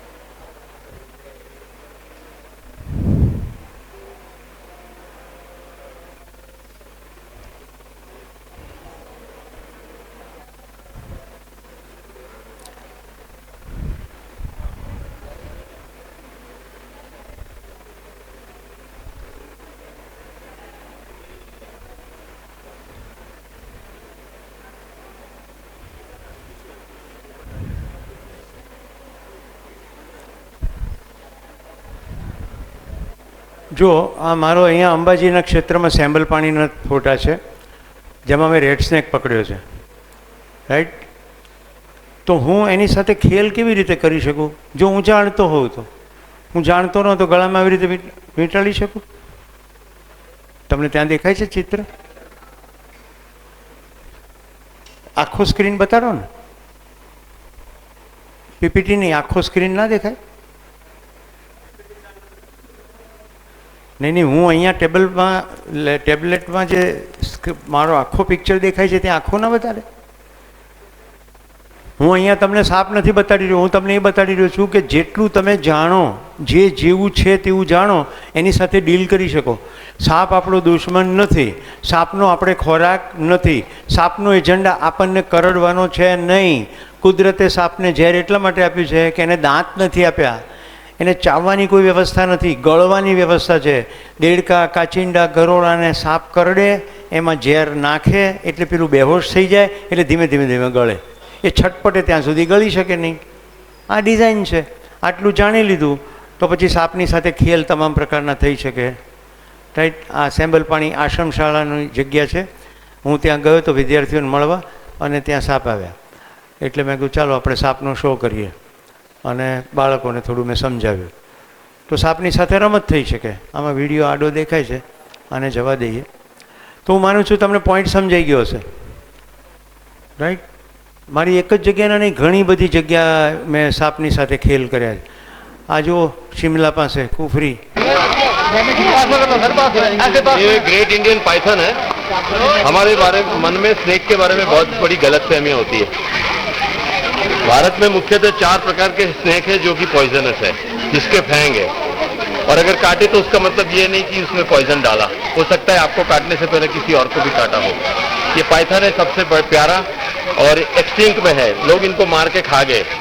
अब समय बच गया है, अगर आपको मिल जाए तो उसको बड़े प्यार से संभालो. पॉइजन नहीं होता और इसमें पॉइजन कोई होता नहीं.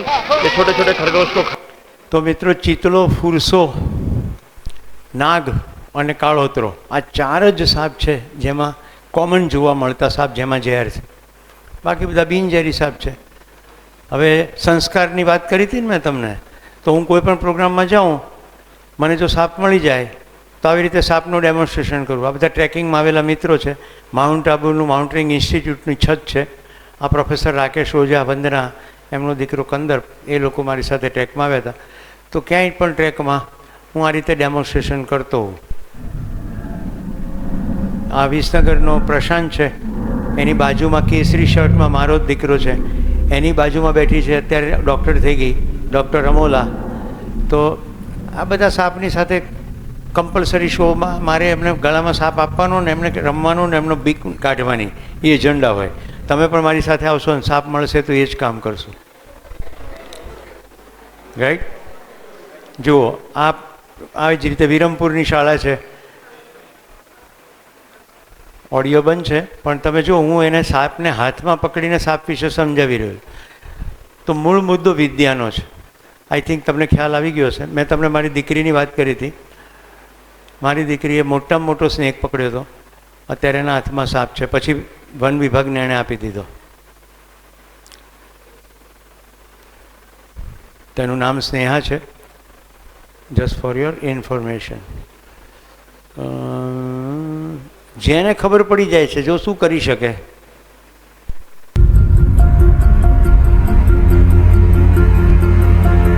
डॉक्टर आयशा हुसैन कराची से. कैसी हैं आप? मैं ठीक ठाक. क्या चल रहा है जिंदगी में? बहुत कुछ चल रहा है जिंदगी में. एमबीबीएस कर लिया आपने? जी. क्यों किया है एमबीबीएस? एमबीबीएस क्यों किया? मेरे अम्मी अब्बू को बहुत शौक था कि डॉक्टर बन जाओ, तो उनकी ख्वाहिश पूरी करने के लिए मैं डॉक्टर बन गई. तो डॉक्टर आप इसलिए बनी है क्योंकि माँ बाप चाहते थे. आप खुद क्या चाहती थी बनना? डेयरिंग काम करने का बहुत शौक है. डेयरिंग कोई जॉब तो नहीं होती ना? नहीं, मतलब वैसे बाइक राइडर लाइक. अपने किसी दोस्त के पीछे बैठती हैं, खुद चलाती नहीं, हैं? मैं खुद चलाती हूँ. अच्छा, बाइक चलाती हैं. कौन सी बाइक आपकी फेवरेट है?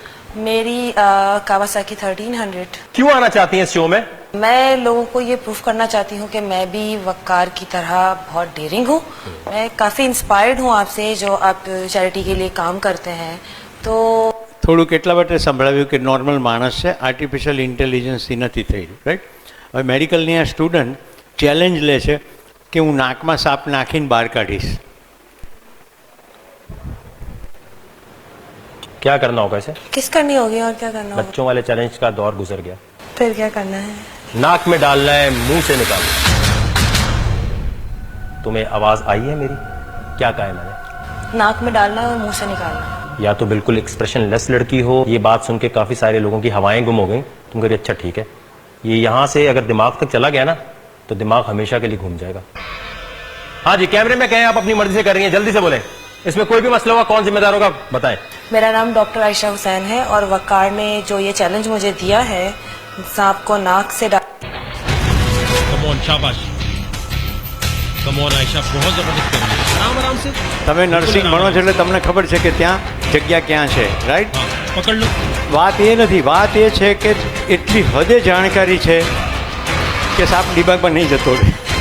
कम ऑन, आराम से. आयशा, पूरी दुनिया हिलने वाली है चैलेंज देख के. कम ऑन आयशा, बिल्कुल आराम से करो. बिल्कुल हो गया, आ गया, हो गया. बहुत आराम से, आराम से, आराम से.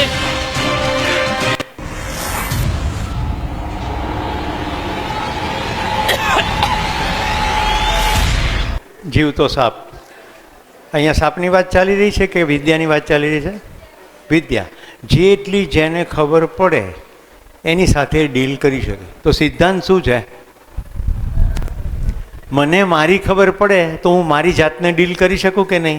હું મારી લાગણીઓને ડીલ કરી શકું, મારા વિચારોને ડીલ કરી શકું, મારા કાર્યોને ડીલ કરી શકું. મને તમારી ખબર પડે તો હું તમારી સાથે ડીલ કરી શકું. મને પ્રાણીઓની ખબર પડે તો પ્રાણીઓ સાથે ડીલ કરી શકું. અને આખા અસ્તિત્વની ખબર પડે તો બધે ડીલ કરી શકું. મોજે દરિયા. હું ગમે ત્યારે નાચી શકું, ગમે ત્યારે ગાઈ શકું. ખબર પડી ગઈ કે મારી જિંદગી મારા નિયંત્રણમાં છે. હા, મારાથી એવું ના કરાય કે મારા નાચવાથી તમને તકલીફ થાય. એવું ના કરું. તમે પેશન્ટ છો ફોર એક્ઝામ્પલ, રાઈટ? તમને અવાજ સાંભળવો નથી, એનું ધમ વગાડવું તો દેટ ડઝન્ટ વર્ક. તો પ્રશ્ન પૂછવો પડે કે મારા આ કાર્યોથી કોઈ સામાજિક નિયમનો તો ભંગ નથી થતો ને, બૌદ્ધિક નિયમનો ભંગ નથી થતો ને, પ્રાકૃતિક નિયમનો ભંગ નથી થતો ને. આટલું કરવું પડે.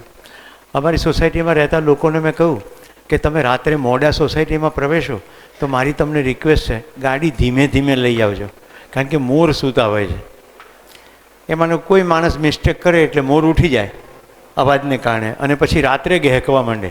એટલે અમારા બીજા પડોશી શું કહે, આ તમે ડાળા કાપી નાખો ને, આ સવારમાં મોર બોલે તો સારું લાગે, રાતે 1 વાગે મોર બોલે છે, અમારી ઊંઘ બગડે. સમજાય છે તમને શું થઈ રહ્યું છે? નિયમ ખબર નથી. એકની મિસ્ટેકને કારણે આવી બધી બીજાની સાથે પણ ખટપટ થાય છે. એટલે હું બધાને કહું, ભાઈ મોર આપણે નથી ને, મોર જીવ ચેતના છે, આપણે તો માણસ છીએ. મોર ના સમજી શકે, એને તો વાહનના અવાજથી ડિસ્ટર્બ થાય એટલે ઉઠી જાય. બધા પક્ષીઓ રાત્રે આરામમાં હોય, હા કે ના? સિમ્પલ છે, આપણા કારણે ડિસ્ટર્બ થાય. તો આપણે સમજવાનું છે. તો વિદ્યાનો પોઈન્ટ હતો. હવે આપણે આગળ ચાલીએ.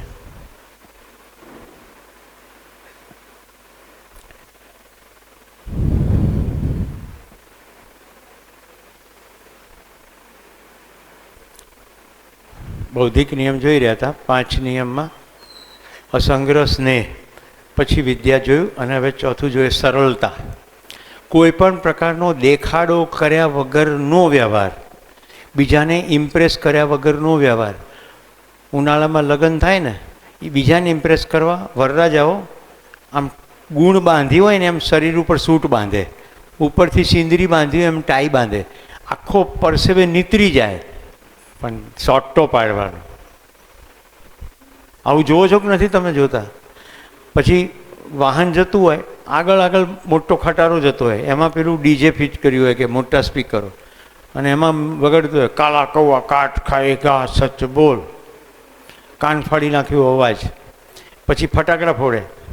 થોડું દિમાગ ચલાવે ને તો ખબર પડે કે ફટાકડાનો ધુમાડો નાકમાં જાય તો પુરુષના શુક્ર જંતુની સંખ્યા ઘટી જાય, મોટિલિટી ઓછી થાય, તો નપુસંગ થવાની દિશામાં જઈ રહ્યો છે અને પરણમાં જઈ રહ્યો છે. હું બધી સાયન્ટિફિક વાત કરીશ, ફાલતુ વાત નહીં કરું. તો પ્રદૂષણ કરે, અવાજનું કરે, હવાનું કરે, આ બધો ઠઠારો છે. સમાજમાં ઠઠારાને કારણે જે કરવા જેવું કરવાનું હુજતું નથી. લગ્નનો પ્રસંગ કેવો હોવો જોઈએ? બધાને મોજ હોવી જોઈએ ને. બેને ખોટા લાગી જાય, 2-5 તો વળી આવે જ નહીં, મને કહેવા નહોતા આવ્યા. સમજણ પડે તો કેવી મજા આવે. મારી દીકરીને લગ્ન લીધા એટલે મેં ગ્રાફિક જાતે જ બનાવ્યું, વોટ્સએપ, રાઈટ? જે મિત્રોને આમંત્રણ આપવાનું હતું એને મોકલી દીધા. જેને આમંત્રણ નહોતું આપવાનું એને વોટ્સએપમાં એવું ગયું કે આ તારીખે આટલા વાગે મારી દીકરી પરણી રહી છે, એને તમે જ્યાં હો ત્યાંથી આશીર્વાદ આપજો. મતલબ કે આવવાનું નથી. હવે કોણ આવે ને કોણ નહીં આવે એટલે મેં નક્કી કર્યું, જેણે મારી દીકરીને કદી જિંદગીમાં જોઈએ જ નથી. આપણે ઘણા સગા દૂર રહેતા હોય. હવે મારી એક ફોઈની દીકરી બેંગ્લોર રહે છે. હવે બહુ નાની, મારી દીકરીના જન્મ પહેલાં એ મોટી ઉંમરમાં, એટલે એના લગ્ન થઈ ગયા અને એ ત્યાં જ સેટલ થઈ ગઈ. વચ્ચે મને મળી પણ મારી દીકરીને કદી જોયેલી નહીં. નો ઇન્વિટેશન. બેંગ્લોરથી અહીંયા આવે, કેટલું ધુમાડો કરે, કેટલો સમય બગાડે. મેં મારા વેવાઈને કીધું કે કોઈ પણ પ્રસંગમાં 100 માણસથી વધારે હોય ને એને આપણે 2-3 કલાકમાં મળી ના શકીએ. એટલે મારા તરફથી લગ્ન પ્રસંગમાં 100 માણસો હશે મારી તમને વિનંતી છે કે તમે જો 100ને કરો તો તમે તમારા પક્ષાને મળી શકો, મારા પક્ષાને પણ થોડાને મળી શકો, અને આપણે પરસ્પર તો પોતપોતાના પક્ષાને મળી શકીએ. તો 200 માણસનું કરીએ ઇન્વિટેશન. દીકરીને કહ્યું કે તારી બધી બહેનપણીઓને મિત્રો બધું થઈને ટોટલ 25ને આમંત્રણ આપવાનું. જમાઈને કીધું કે અમારું આવું છે, તો કે તમે કહો એ મંજૂર. ટોટલ કેટલા થયા? 100 + 100 + 25 + 25 250 લોકો દીકરીના લગ્નમાં કયા પ્રમાણે આવ્યા. હવે જે લોકોને પેલી કંકોત્રી મળી ને એમાં એવું લખ્યું હતું કે જ્યાં હો ત્યાંથી આશીર્વાદ આપવા. એમાંથી કેટલાકના મેસેજ આવ્યા કે તમે કંકોત્રી તો મોકલી છે પણ સરનામું તો લખ્યું નથી.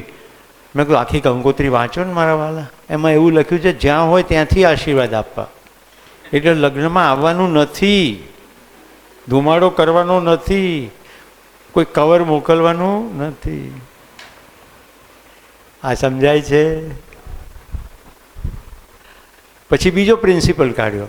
100 કિલોમીટરથી વધારે ટ્રાવેલ કરવાનું હોય, મારી દીકરીને જાણતા પણ હોય, ઓળખતા હોય, મળ્યા હોય, પણ 100 કિલોમીટરથી વધારે ટ્રાવેલ કરવાનું હોય તો પણ આમંત્રણ આપતા નથી. કોઈને ખરાબ ના લાગ્યું મિત્રો, જેને આમંત્રણ આપવું પડે એને ખરાબ લાગે એવા હતા ને એ બધાને મેં 300 ગ્રામનો એક ડબ્બો લીધો. એમાં 80-90 ગ્રામ 80-90 ગ્રામના ડબ્બાનું વજન, સાકર, કિસમિસ અને બદામ આટલું પેક કરી એમને મોકલી દીધું. ખુશાલી, અને લખ્યું ઉપર દીકરીના લગ્ન પ્રસંગે ખુશાલી મોકલું છું, તમારા આશીર્વાદ વરસાવો. કોઈને ખરાબ લાગતું નથી, આપણું કોમ્યુનિકેશન સરખું હોવું જોઈએ. લોકો તો ઉલટું એ વિચારતા હોય છે કે આટલું લાંબુ જવાનું, 1-2 કલાક માટે જવાનું એવું વિચારીને આવે એટલે એમના ચહેરા ઉપર ખુશી હોય કે પતાવવાની વાત હોય. જલ્દી જલ્દી પતાવો ને જાઓ, હા કે ના. પછી મેં તિથિ જોઈ 11 હતી. ગોપાલભાઈ તમારી જાણ માટે બૌદ્ધિક નિયમ સમજાવી રહ્યો છું. એમાં લગ્નનો પ્રસંગ કહી રહ્યો છું કે લગ્નમાં ઠઠારા અને દેખાડામાં જે સમય જાય છે ઉત્સવ જતો રહે છે, ઉત્સવ જતો રહે છે. હવે જેની દીકરી પરણે છે કે જેનો દીકરો પરણે છે એ તો મહત્તમ અવેલેબલ હોવા જોઈએ કે નહીં? એ શું કરતા હોય? એ માણસોમાં જ આંટા મારતા હોય, કારણ કે એને બધાને સાચવવાના હોય, ખોટું લાગી જાય. પછી બધી વિધિઓ એવી વિચિત્ર કાઢી નાખી. પેલો મહારાજ જે પુરોહિત હતો એને મેં કીધું આર્ય સમાજમાં જે વિધિ છે એ પ્રમાણે આપણે લગ્ન કરવાના છે, કારણ કે લગ્ન વિધિ આખી વાંચી ગયો છું. આપણા 16 સંસ્કારનો મેં અભ્યાસ કર્યો એટલે મને ખબર પડી બધી શુભકામનાઓના સંસ્કાર છે, શુભેચ્છાઓ. એટલે મહારાજ પેલા લિસ્ટમાં લખ્યું 4 બાજુ ઉતરડ, 8-9 માટલીઓ હોય છે ને, જોઈ છે કે ચોરી લગ્નની? હે, એમાં શું હોય છે?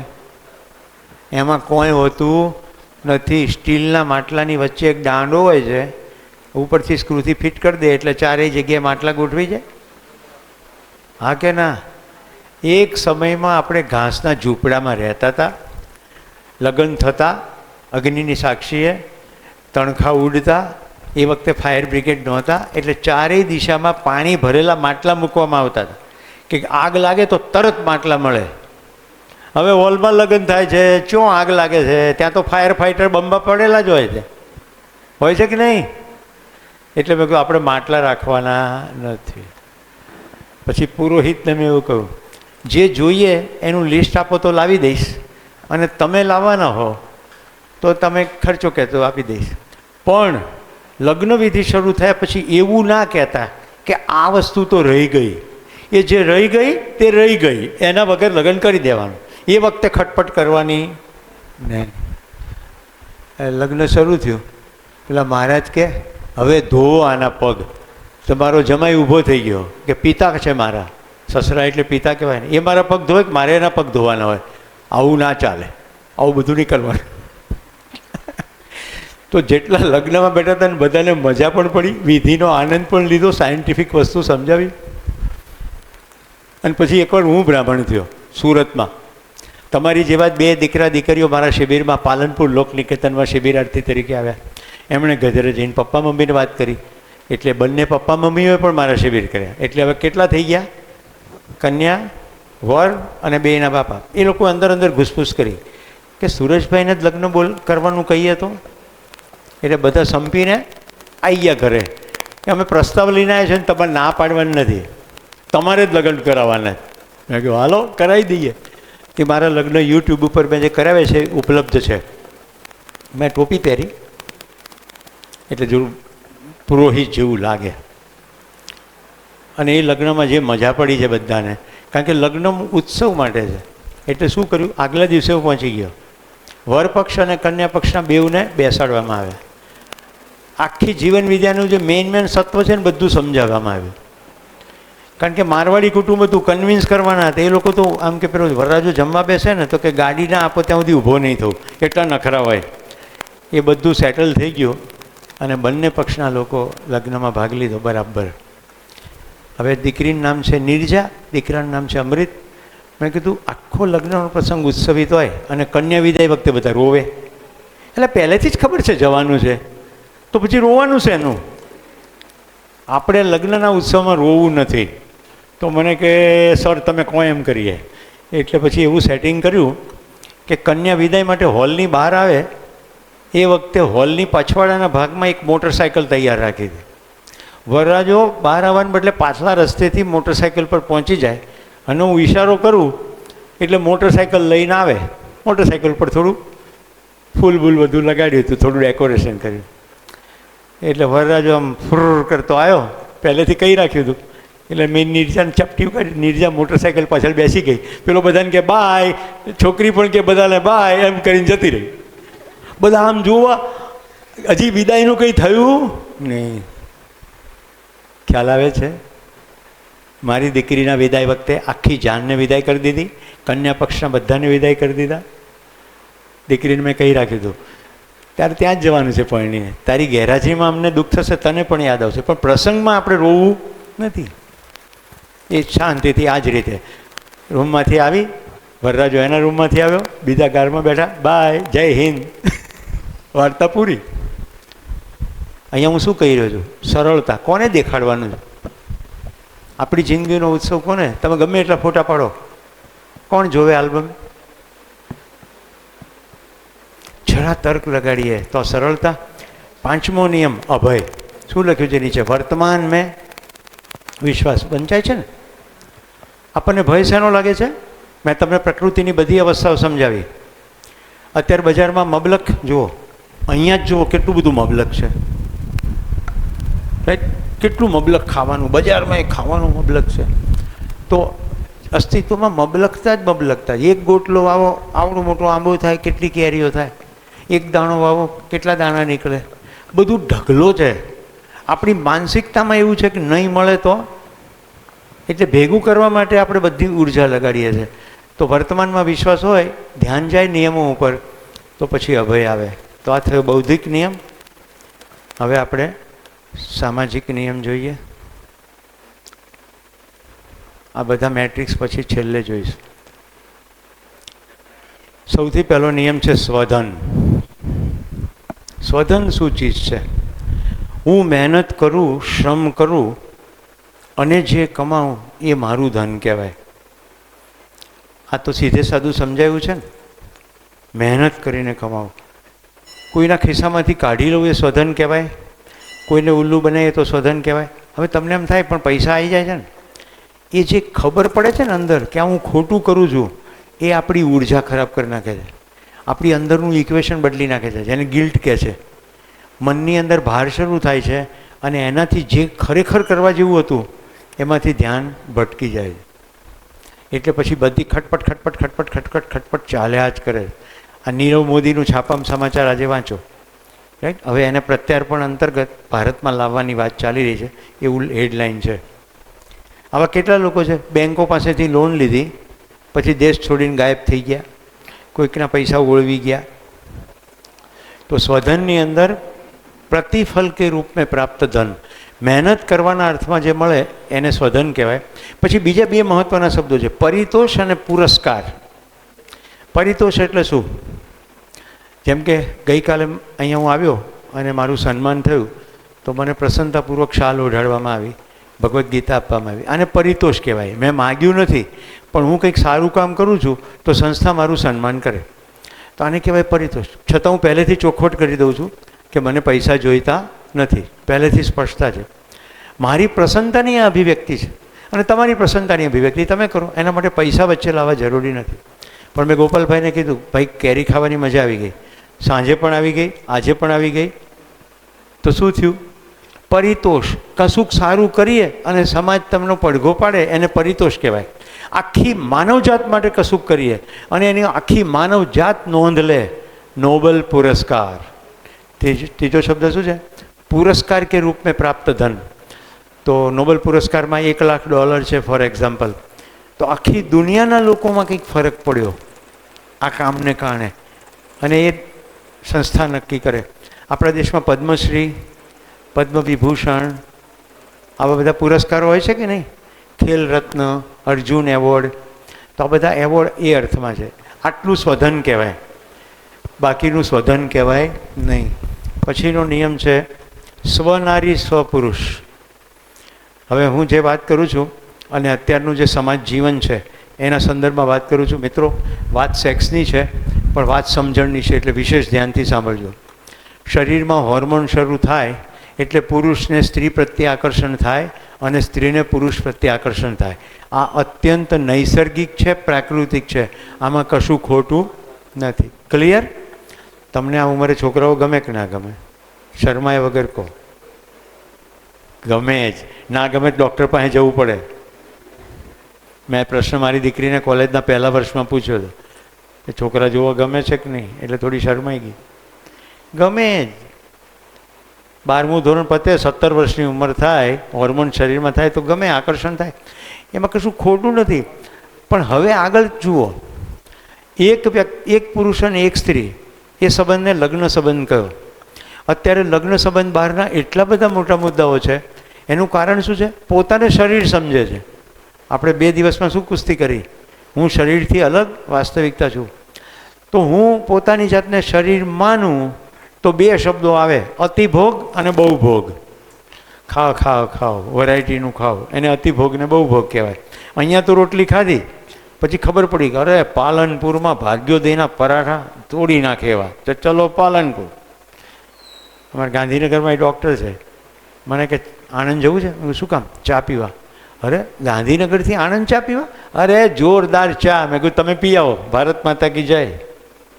કોઈ ગાંધીનગરથી આણંદ ચા પીવા જવાય? મારી ખુશી ચાના 2 રૂપિયાના કપ સાથે જોડાયેલી હોય તો મારી પોતાની કિંમત કેટલી? ઓકે. અતિભોગ અને બહુભોગ એટલે વેરાયટી. ગામે ગામની વસ્તુઓ ખાવાનું. આ જીભના સંદર્ભમાં તો સમજાય છે, શરીરના સંદર્ભમાં અત્યારે આ જ ચાલી રહ્યું છે. વેરાયટી. એક શિબિરમાં મેડિકલની એક સ્ટુડન્ટ આવેલી, એણે એવો પ્રશ્ન પૂછ્યો કે મને તો ખબર છે કેવી રીતે પ્રોટેક્ટ કરવું, તો હું સેક્સ કરું લગ્ન પહેલાં, એમાં શું વાંધો હોઈ શકે? હું તો મેડિકલની સ્ટુડન્ટ છું. હું શિક્ષક નહોતો, શિક્ષક સોમત્યાગી જ હતા. એણે કહ્યું કે તને એમ લાગે છે કે તું 1થી વધુ પાર્ટનર સાથે સેક્સ કરે, તને મેડિકલની રીતે તું પ્રોટેક્ટ કરશે, તને બાળક નહીં થાય, પણ તું ખાલી એટલું કે તારી મમ્મી આવું કરશે તો તને સ્વીકાર્ય છે, તારા પપ્પા આવું કરશે તો સ્વીકાર્ય છે? તો પેલી સન્ન રહી ગઈ. અચ્છા, જે શરીર અત્યારે આવું છે, આવું ને આવું રહેશે આખી જિંદગી? તો સમજણ કઈ વાતમાં છે? એક પુરુષ એક નારી, એટલે સ્વપુરુષ સ્વનારી. તો પરિવારનું સૂત્ર ઊભું થાય છે. પરિવાર છે તો બાળકનો પિતા કોણ છે સ્પષ્ટ થાય છે. તો માતા પિતા અને બાળક સાથેનો સંબંધ સ્પષ્ટ થાય છે. તો માતા પિતા, ભાઈ બહેન, આ બધા સંબંધોની મધુરતા પતિ પત્ની સંબંધ સાથે સંકળાયેલી. એક પતિ પત્ની સરસ રીતે વર્તતા હોય તો ઘરમાં ઉછરતું બાળક શીખી જાય છે કે ભવિષ્યમાં એ મોટું થશે ત્યારે એક પુરુષ એક સ્ત્રી સાથે કેવી રીતે વ્યવહાર કરશે. પોતાના પિતાને એના ભાઈ કાકા સાથે વ્યવહાર કરતા જોઈને બાળક શીખી જાય છે ભાઈ સાથે કેવી રીતે વ્યવહાર કરવો. પોતાની માને એની બેન એટલે કે માસી સાથે વ્યવહાર કરતા જોઈને નાનું બાળક શીખી જાય છે કે બેન સાથે કેવી રીતે. એ જ રીતે મામા, કાકા, ફુવા, માસા. તો ઉછળતા બાળક શીખી જાય છે કે કેવી રીતે વ્યવહાર કરાય. સમજાય છે? તો પતિ પત્ની સંબંધ એવો સંબંધ છે. ભારતમાં અધ્યાત્મમાં એવું કહ્યું કે 4 પુરુષાર્થ: ધર્મ, અર્થ, કામ અને મોક્ષ. આ પુરુષાર્થ એટલે 4 પ્રયત્નોમાં કોઈ એક સંબંધ એવો છે જે સતત સાથે રહે, એ સંબંધ પતિ પત્ની સંબંધ છે. જો તમે ગમે એટલા માતા પિતાને ચાહો, તમારાથી ઉંમરમાં મોટા છે અને પહેલાં જતા રહેવાના, હા કે ના? એ જ રીતે તમે મોટા થશો, તમારા બાળકો ઉડી જવાના. તો કયો સંબંધ છે જે સતત આખી જિંદગી ચાલે, લાંબામાં લાંબા વર્ષો ચાલે? પતિ પત્ની સંબંધ. એટલે લગ્ન સંબંધ એ અતિ મહત્ત્વનો સંબંધ છે. ખૂબ જ વિચારીને સમજીને લગ્ન કરવાના. સમજાય છે? પાર્ટનર સમજદાર હોય તો આખી જિંદગી જીવવાની મજા પડે. પાર્ટનર સમજદાર ના હોય તો? મિત્રો, વર્ષોથી યુવા પ્રવૃત્તિ કરું, આખા દેશમાં પ્રવાસ રહે. હું સિવિલ એન્જિનિયર થયો છું. મારા ઘરનું સિવિલ એન્જિનિયર, ઇલેક્ટ્રિક, ફિટિંગ, પાણી નથી આવતું, ગેસ નથી આવતું, કંઈ પણ પ્રોબ્લેમ બધું મારા પત્ની સંભાળે છે. નહીં તો સહજ અપેક્ષા ના હોય કે ભાઈ પ્લમ્બિંગનું કામ છે તો સિવિલ એન્જિનિયર છે ને, બધું સંભાળે છે. કારણ કે એને ખબર છે કે હું જે રસ્તે છું એમાં લાખોનું કલ્યાણ છે, એટલે કે તમે કરી લો, હું બધું સંભાળી લઈશ. તો મિત્રો, આટલા વર્ષોથી અમારા બંને બાળકો મોટા થઈ ગયા અને છતાં મારી પ્રવૃત્તિ ચાલુ છે. મોટાભાગે મારી સાથે શિબિરમાં હોય છે, આ લોકોએ તો મળ્યા પણ હશે. અત્યારે એની તબિયત થોડી ઢીલી છે, લાંબુ બેસી નથી શકતી એટલે ના આવી. આમ બીજી રીતે સ્વસ્થ છે પણ કમરમાં દુખે. તો કેટલું કરી શકાય? પરિવાર સપોર્ટમાં ના હોય તો? મારા ઘણા પ્રેઝન્ટેશન મારો દીકરો દીકરી બનાવી દે છે. હું લખી દઉં, પછી કહું કે આને સરસ બનાવી દે ને, તો બનાવી દે. એને બદલે એમ કહે કે પપ્પા તમે આ કયા રસ્તે ચાલે છો, પાઈની પેદાશ નહીં, ઘડીની નવરાશ નહીં. એવું કહેતા નથી. મારી દીકરીને મેં કરિયાવરમાં જીવન વિદ્યાનો શિબિર આપ્યો છે. અને મેં કાલ કહ્યું હતું ને, મારો દીકરો સેકન્ડ હેન્ડ બજારમાંથી પેન્ટ લઈને પહેરે છે, કમાય છે, છતાં પૈસા વાપરે છે સમાજ કલ્યાણમાં. ખબર પડી ગઈ કેટલું જોઈએ. એનાથી વચ્ચે જિંદગીમાં મોજ પડવી જોઈએ. ઓકે મિત્રો, તો હું માનું છું સ્વધન સ્વનારી સમજાઈ ગયું. સ્વનારી કહીએ એટલે સાથે સ્વપુરુષ, એટલે બહેનો માટે પણ આવી જાય. અને ત્રીજું, દયાપૂર્ણ કાર્ય વ્યવહાર. અત્યાર સુધી ખોટું સૂત્ર બહુ પોપ્યુલર થયું છે, જીને દેના ઓર જીના. આપણે શું કહીએ છીએ? જીવો અને જીવવા દો. અહીંયા સૂત્ર બદલી નાખ્યું છે, જીવવા દો અને જીવો. પેલું પ્રકૃતિની ડિઝાઇન તમે જોઈ? પહેલાં પદાર્થ અવસ્થા બધું આપે છે અને પછી પામે છે. તો પદાર્થ અવસ્થા પ્રાણ અવસ્થાને જીવવા દે છે અને પછી પોતે જીવે. અને આપણે કયું સૂત્ર પકડે છે? પહેલાં હું જીવું, પછી ચાન્સ મળે તો જ જીવવા દઉં. પ્રકૃતિની ડિઝાઇન એનાથી ઉલટી છે. મિત્રો, આજે ચાનો બ્રેક પાડવાનો નથી. આજે સાંજના કાર્યક્રમના અંતર્ગત આપણે સીધું કન્ટિન્યુ કર્યું છે. 4 વાગે સત્ર પૂરું કરીશું. તો જીને દે આ બધી સિસ્ટમ જવાની છે રોટરી ક્લબમાં. મેં એક બહેનને બોલાવે છે પણ ખબર નહીં વ્યસ્ત થઈ ગયા કે તમે આવો તો એ જે પ્રોજેક્ટની વાત થોડી કરો. દીપાબેનને કહ્યું હતું કે આટલા બધા બાળકો સમાજ માટે કશું કરવા તૈયાર થાય તો થોડું પ્લેટફોર્મ મળે, ઇઝી થઈ જાય. એ નહીં આવે તો હું તમને એમના બધી વાત કરી દઈશ. હવે ત્રીજો નિયમ જોઈએ, પ્રાકૃતિક નિયમ. પ્રાકૃતિક નિયમ બહુ સિમ્પલ છે. ઉપયોગિતા પૂરકતા સમજી ગયા બધા? સંતુલન રહે અને સંરક્ષણ થાય. કેવી રીતે? તમારા ઘરની સામે ખાલી જગ્યા પડી છે, ઝાડ એક વાવી દો, તમારી ઉપયોગિતા થઈ ગઈ. તમારા ઘરમાં જ કોઈ જગ્યા નથી, નજીકમાં વાવેલું છે કોઈએ પણ એને ટાઈમ નથી, અથવા એને વાવવાની ઈચ્છા છે પણ એને ટાઈમ નથી.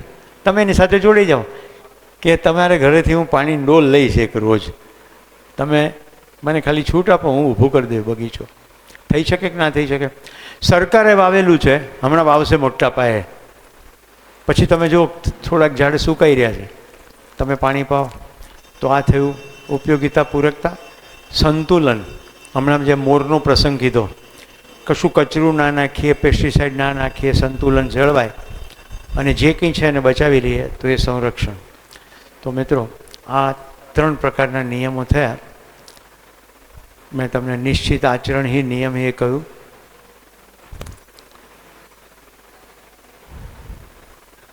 આ આપણે જોઈ લીધું છે.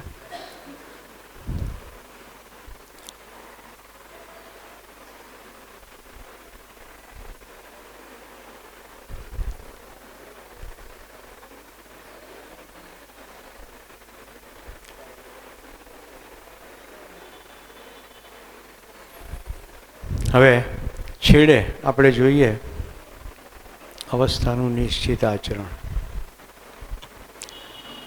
આ ચાર્ટ અહીંયા આગળ તમારી સામે છે જ એ ચાર્ટ તમે મૂક્યો છે. તો મારે ખાલી ધ્યાન એટલું દોરવું છે કે માણસનું આચરણ નિશ્ચિત નથી. એમાં જે સંસ્કાર પક્ષ છે એમાં જે 3 ડાયમેન્શન લખ્યા છે, માતા પિતા, શાળા અને સમાજ, તો પોતાની સંસ્કારની પ્રવૃત્તિ પોતે કરવી પડશે. એના માટે જે તે વસ્તુનું વાંચન કરવું પડશે. હું તમારી પાસે એવી અપેક્ષા રાખું, એની લાઇબ્રેરીમાં સરસ પુસ્તકો હશે જ. નાનું સ્ટડી સર્કલ કરાય, ભેગા મળીને વંચાય, કોઈ એક વાંચે પુસ્તક મિત્રોને આપે, એમ એક્સચેન્જ કરો તો કોલેજના 2, 3, 4 વર્ષ દરમિયાન તમારી પોતાની મૂડી મોટી એકઠી થઈ જશે, જે તમે પોતાના ઉપયોગમાં અને સમાજ ઉપયોગમાં પણ વાપરી શકશો. હવે મેં તમને ગઈકાલે નર્સિંગની દીકરી તૃષ્ણાની વાત કરી હતી અને મેં કહ્યું હતું મેં એને વિનંતી કરી છે, પણ એને પણ વરસાદને કારણે આવી શકી નહીં, એટલે મેં ફોન કર્યો છે. હવે હું તમને તૃષ્ણાની આખી સ્ટોરી બતાડવા જઈ રહ્યો છું. 2016ની સાલ, ઓક્ટોબરનો મહિનો, 17 નંબરની કડી યુનિવર્સિટીની બેચ, એનું નામ છે સર્વનેતૃત્વ 17. આ વિદ્યાર્થીની તરીકે તમારી સામે. હું અહીંયા આવીને તો મને એટલું જ હતું કે હું ત્યાં હોસ્ટેલમાં કોઈ જોડે ભણી નથી શકતી, તો અહીંયા આવીને કઈ રીતે ભણીશ. પહેલી જ વસ્તુ હતી મને ટીમ વર્ક નથી આવડતું, તો બી અહીંયા આવ્યા પછી મને એટલું તો ફિલિંગ થાય કે અગર હું ઊભી થઈને જવાબ આપી શકું છું તો કોઈ જોડે વાત બી કરી શકું છું, મને મારા પોઝિટિવ વ્યૂ બી મળી શકે છે. તો થેન્ક્સ ટુ સુરેશ સર કે એમને મને એટલું તો બતાવી કે હું કોઈ જોડે વાત બી કરી શકું છું. પછી બીજું એ વસ્તુ કે મને એવું લાગતું મને કોઈ સમજતું જ નથી બાકી કેવું છે, મારી ફિલિંગ્સ હું એક્સપ્રેસ નથી કરી શકતી. આ શિબિરનો છેલ્લો દિવસ છે ને, ફીડબેક ચાલી રહ્યા છે. એ છોકરી એટલી સંકોચશીલ હતી, એ પહેલાં એ કહી રહી છે કે શિબિર દરમિયાન હવે હું વાત કરી શકું છું. આટલી સંકોચશીલ છોકરીએ ચિઠ્ઠીમાં શું લખ્યું છે? સર મારે ઉડવું છે પણ મારી પાંખો બંધાયેલી છે. જવાબ રૂપે શિબિરમાં એને જે મળ્યું એ આ કહી રહી છે. પણ એ દાડે હું જ્યારે હતી તો એમને મને કીધું કે નહીં તું બોલ, તારે કેવું છે તૃષ્ણા, બસ એ વસ્તુ ઇનફ હતી કે નહીં મારો ગોલ ક્રિએટ થાય છે. તો એને મને મારો એકદમ મિરર બતાવી દીધો કે ના હું ક્યાં એક્સાઇટ થઉં છું, હું શું કરવા અહીંયા આવી છું. થેન્ક યુ સો મચ કે હું એ કરી શકું છું. એ મને એમ અહેસાસ આપ્યો કે નહીં હું એ કરી શકું છું. તો આ વિદ્યાર્થીની તરીકે તૃષ્ણા તમારી સામે છે. પછી એણે જાતના પ્રોજેક્ટ કર્યા. આ એક પ્રોજેક્ટ જુઓ, એના ઘરના લોકોની સાથે બેસીને તૃષ્ણા છાપામાંથી થેલીઓ બનાવી રહી, ગુંદર લગાડીને થેલીઓ બનાવે અને બજારમાં જાય અને બધા વેપારીઓને રિક્વેસ્ટ કરે કે પ્લાસ્ટિકની જગ્યાએ વાપરો. આમ એણે નાનાથી કામ શરૂ કર્યું. ધીમે ધીમે લોકોનો પ્રતિભાવ મળતો ગયો. પછી એ શાળામાં જવાનું એણે ચાલુ કર્યું અને એના લગ્ન પણ થયા. એનો દીકરો છે વેદ. શાળાની અંદર એ કલરના બોક્સીસ, નોટપેડ, પોએન, પછી ધીમે ધીમે આગળ જતાં સ્વેટર, દફતર, આવું બધું. એણે મને પહેલો પ્રોજેક્ટ કર્યો અને કહ્યું કે સર 5000 રૂપિયાનો ફંડની આવશ્યકતા છે, કારણ કે કમાતી નહોતી. મેં કહ્યું બેટા 5000 મોકલું છું, તું પ્રોજેક્ટ કરતી રહેજે, ક્યારેય ફંડથી અટકશે નહીં. પછી એને કેનેડા, US બધેથી ફંડ આવવા માંડ્યું. મારા મિત્ર વર્તુળમાં હું તૃષ્ણાનો પરિચય કરાવતો ગયો. હમણાં હોસ્પિટલની અંદર નવું જન્મે ને બાળક તો એને વારમર જોઈએ, એનું ફંડ કેનેડાથી આવ્યું. તો એ રીતે એણે કામ કર્યું. અને અમારો પ્રોગ્રામની અંદરનો ફોટો તૃષ્ણા સાથેનો. આ બધા વિદ્યાર્થીઓ છે, બધા એ પ્રોગ્રામના પાર્ટિસિપન્ટ છે. પછી સમાજમાં જવા માંડી.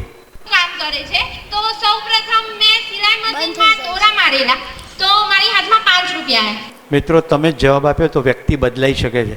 જે છોકરી બોલતા શરમાતી હતી, સંકોચાતી, એ પ્રજાપતિ સમાજ, બાળી સમાજ, બ્રાહ્મણ સમાજ, જ્યાં સામાજિક મેળાવડો હોય ને ત્યાં પહોંચી જાય અને આયોજકને કહે કે મને 10 મિનિટ સ્ટેજ આપશો, હું સમાજ માટે સારું કામ કરું છું અને તમે મને 10 મિનિટ આપશો તો બધાને ગમશે, એમ કરીને વાત મૂકે.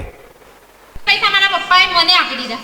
સો ઇટ્સ માય ફર્સ્ટ હેપીનેસ કે જેમાં મને એટલી બધી ખુશી મળી કે મેં 5 રૂપિયા કમાયા. તો એ વખતથી મારા મનમાં એક જ વસ્તુ આવી ગઈ હતી કે નહીં, પોતાની ખુશી તમે ખુદ મેળવી શકો છો, નહીં કે બીજા જોડેથી ઉધાર લઈને. હા, પપ્પાએ કપડાં નવા લઈ આપ્યા તો એમાં ખુશી મળે, મમ્મીએ કંઈક નવું લઈ આપ્યું એમાં ખુશી મળે, પણ તમે કંઈક જાતે ક્રિએટ કર્યું હશે ને એમાં જેટલી ખુશી મળશે ને એવી બીજી ક્યાંય નહીં મળે.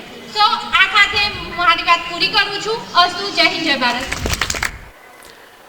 આટલા આત્મવિશ્વાસથી ધીમે ધીમે ફંડ ઊભું થતું ગયું. મેં એને કહ્યું કે તારો બેટા વિડીયો મોકલજે. જૂનો છે, નમસ્તે એના મિત્રો, હોસ્પિટલમાં હવે मैं નર્સ તરીકે કામ કરે છે. and I'm from Danta Ambaji. હું SN 17ની વિદ્યાર્થીની છું અને તમારી જેમ જ સર્વ નેતૃત્વમાંથી 5 દિવસની તાલીમ લઈને બહાર નીકળી છું. તમને જણાવતા બહુ આનંદ થાય છે કે અહીંયા મેં એક પ્રોજેક્ટ ઉપાડેલો છે, પ્રોજેક્ટ હૂફ.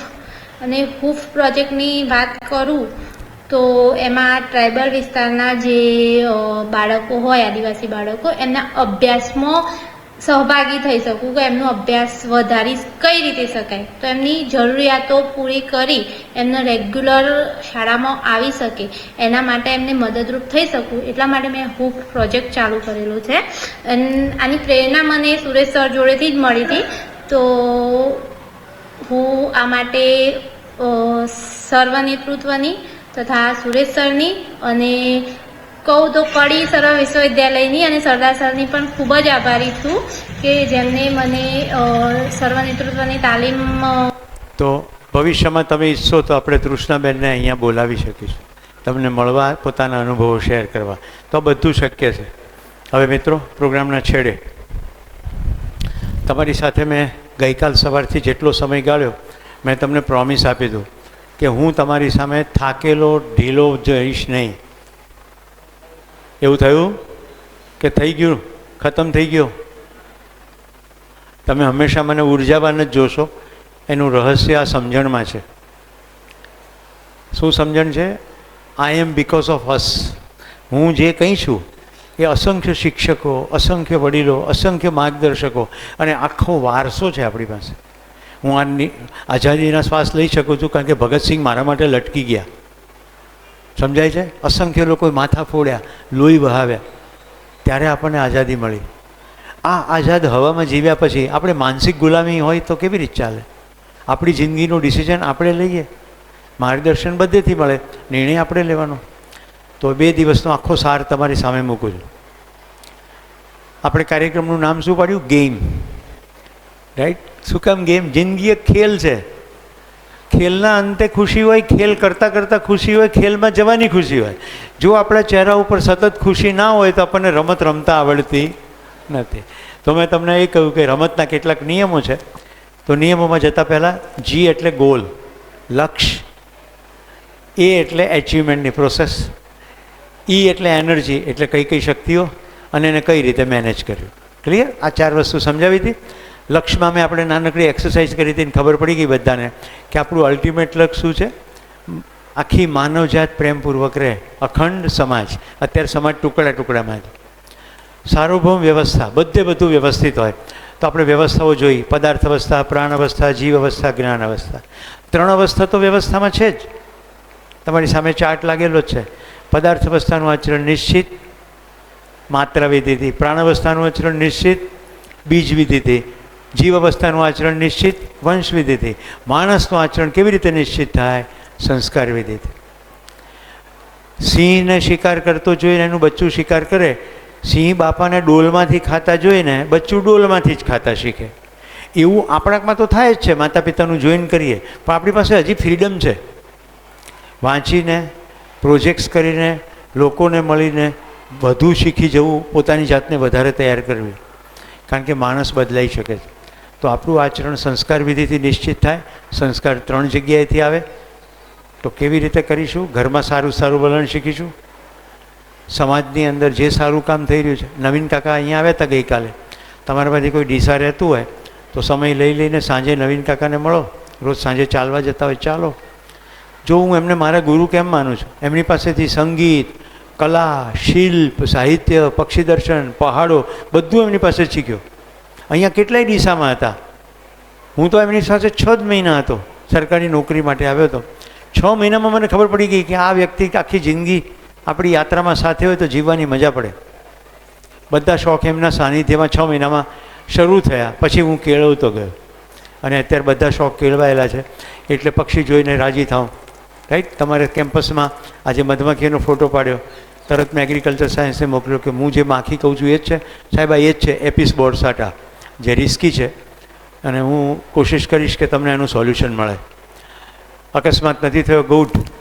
પણ કોઈ અત્તર છાંટીને આવે અને માખીઓ ઇરિટેટ થાય તો કરડી શકે છે. તો આ રીતે આખું અસ્તિત્વમાં વ્યવસ્થાઓ છે, આપણા શોખ કહેવાય. હું માણસ છું, હું ભેંસ હોઉં ને તો ચરીને પાછો આવતો રહું. મારા વાછરડા કે બચ્ચા માટે લાવી શકું ભારો? સમજાય છે તમને? ગાય ભેંસ ખાઈ લે, એના બચ્ચા માટે લાવી ના શકે. મેં ભુજની અંદર ભૂકંપ વચ્ચે પાકિસ્તાનના ધાબળા વહેંચ્યા છે, ચંદીગઢથી આવેલા લંગરનું ખાવાનું ખાધું છે અને દુબઈનું પાણી પીધું છે. આખી માનવજાત એકબીજાનું દુઃખ સહન કરી શકતી નથી, પણ ભૂકંપ આવે ત્યારે હારા થઈ જઈએ અને પછી સામે બંદૂકો ચલાવીએ. એ ખ્યાલ આવે છે ને? એવું કરવાની જરૂર નથી. તમને એમ થાય સુરેશભાઈ તમે અમારી પાસે અપેક્ષા કેમ રાખો છો? એક ડૉક્ટર કલામ આવે તો દેશમાં કેટલો મોટો ફેર પડી જાય. તમારી જાતને નાના કે હલકા માનશો નહીં. મુદ્દો ખાલી એટલો જ છે કે તમે કામ શું શરૂ કરો છો. એટલે મેં તમને તૃષ્ણાનો આખો કેસ બતાડ્યો કે એક સંકોચશીલ છોકરી શું કરી શકે. તો આવી રીતે આપણે આખી અસ્તિત્વની વ્યવસ્થા જોઈ, પરસ્પર ઉપયોગિતાને પૂરકતાથી જીવીએ તો મજા આવે. હવે આગળ શું? એક તો મેં તમને રેકમેન્ડ કર્યું છે કે મન, અંદર ચાલતા વેપારો, વૃત્તિ, ચિત્ત, બુદ્ધિ, આ બધું ટેકનિકલી સાયન્ટિફિકલી સમજવાની વસ્તુ છે. એના માટે તમારે શિબિરમાં જ આવવું પડે. તો આગામી દિવસોમાં ક્યારેક 5 દિવસનું શિબિર ડીસા, પાલનપુર, રસાણા ગમે ત્યાં થાય, શિબિરમાં ભાગ લો. જે લોકોને શિબિરમાં ભાગ લેતા પહેલાં ઓનલાઈન જોઈ લેવાની ઈચ્છા છે, ગુજરાતીમાં મારો શિબિર, હું મારો નંબર લખું છું, તમે મને મેસેજ કરશો તો હું તમને લિંક મોકલી દઈશ. એ લિંક ઉપર ઘરે બેઠા શિબિર જોવાય, પણ કન્ડિશન, શિબિર જોવા બેસો ત્યારે બધેથી નિવૃત્ત થઈને જ બેસવું પડે. ખાતા ખાતા જુઓ, વાતો કરતાં કરતાં જુઓ તો કંઈ સમજણ પડે નહીં, એકાગ્રતા જોઈએ. આ મારો નંબર છે, એની ઉપર સંદેશ લખો. મહેરબાની કરીને હાય ના લખતા, જય હિન્દ લખજો અથવા જય ભારત લખજો. હાય હાય કરવાની જરૂર નથી. અને હું અંતર્યામી નથી, મને ખબર ના પડે તમે કોણ છો, લખવું પડે. નામ ભારત નર્સિંગ કોલેજ, એટલે મને ખબર પડી જાય તમે અહીંથી છો. તમે મને પ્રશ્ન પૂછશો તો ફ્રી આવીશ ત્યારે હું તમને જવાબ આપીશ. મહેરબાની કરીને સંદેશો કરીને સમય લીધા વગર ફોન કરશો નહીં. મારો ફોન વગડે છે કોઈ વાર ઘંટડી? કેટલાય કરતા હશે, જેને ખબર છે કોઈ ના કરે, અજાણ્યા કરે. તો મને જ્યારે સમય મળે ત્યારે હું જવાબ આપું. એને બદલે જો મેસેજ કરો વોટ્સએપ, તો જેવો હું ફ્રી થઈશ ને તરત તમારો નંબર લાગી જાય પહેલાં, કારણ કે મને ખબર નથી પણ તમારો સંદેશ આવ્યો. તો આની ઉપર તમે લખજો કે શિબિર જુઓ છે અથવા લિંક ઓફ શિબિર, તો હું તમને આખો શિબિર મોકલી દઈશ. 30 કલાકનો શિબિર છે, રેકોર્ડ થયેલો, જે આખી દુનિયામાં વાલમ ટીવીમાં પ્રસારિત થયો હતો. એટલે એ જ તમે ઘેર બેઠા બેઠા કલાક જુઓ તો એકાદ મહિનામાં રોજ જુઓ તો એ પૂરો થઈ જાય. પણ મારું સજેશન એવું છે, એ ભલે જુઓ પણ કોઈક એક શિબિરમાં ભાગ લેજો, રાઈટ? એનાથી શું થશે? તમારા સાથી સાથે તમે ચર્ચા કરી શકશો, શિક્ષકનો ભાવ તમારા સુધી પહોંચશે. યુટ્યુબમાં એવું થાય નહીં. તમે મારી એકાગ્રતા, ઉર્જા જે જુઓ છો એ તો રૂબરૂ જ થાય ને. તો આની પછીનો નેક્સ્ટ સ્ટેપ એ છે. બીજું, સેવાની કોઈ પણ પ્રવૃત્તિ. અત્યારે તમે વિદ્યાર્થી છો, તમારી પાસે ફંડની બધી અપેક્ષાઓ નથી, પણ તમે થોડું વોલેન્ટિયરિંગ કરી શકો કે નહીં? તો દીપાબેન, જે સતીશભાઈના પત્ની છે, જેને હું દીકરી માનું છું, એ આજે સાંજે ડીસાની અંદર રોટરી ક્લબ ડિવાઇનના પ્રેસિડેન્ટ તરીકે નિમાવાના છે. એમનું આજે ઇન્સ્ટોલેશન છે. મેં એમની સાથે વાત કરી અને એમને કારણે જ એમણે રોટરીમાં જોડાવાનું નક્કી કર્યું કે રોટરીના પદ રહીને તમે ઘણું કામ કરી શકશો. હું એમની સાથે પ્રોજેક્ટમાં જોડાઈ રહ્યો છું. તો દીકરીઓને આનંદ થશે. આદિવાસી પટ્ટીઓમાં મેન્સ્ટ્રુએશનલ હાઇજીન, રાઈટ, માસિક આવે છે એની એમને ખબર હોતી નથી. એટલે શું કરે? ગાભા વાપરે, ગંદા કપડાં વાપરે, એને કારણે એમને રોગો થાય. હું તો આદિવાસી પટ્ટીઓમાં કામ કરું છું. તો મને એક અમદાવાદની કંપની મળી ગઈ છે જે કહે છે અમે મેન્સ્ટ્રુએશન પેડ આપીશું, પણ પેડ એ શરતે આપીએ કે તમે સમજાવો, નહીં તો એ પડીકા પડ્યા રહે. તો તમે દીકરા દીકરીઓ એમાં જોડાઈ શકો એ પ્રોજેક્ટની અંદર.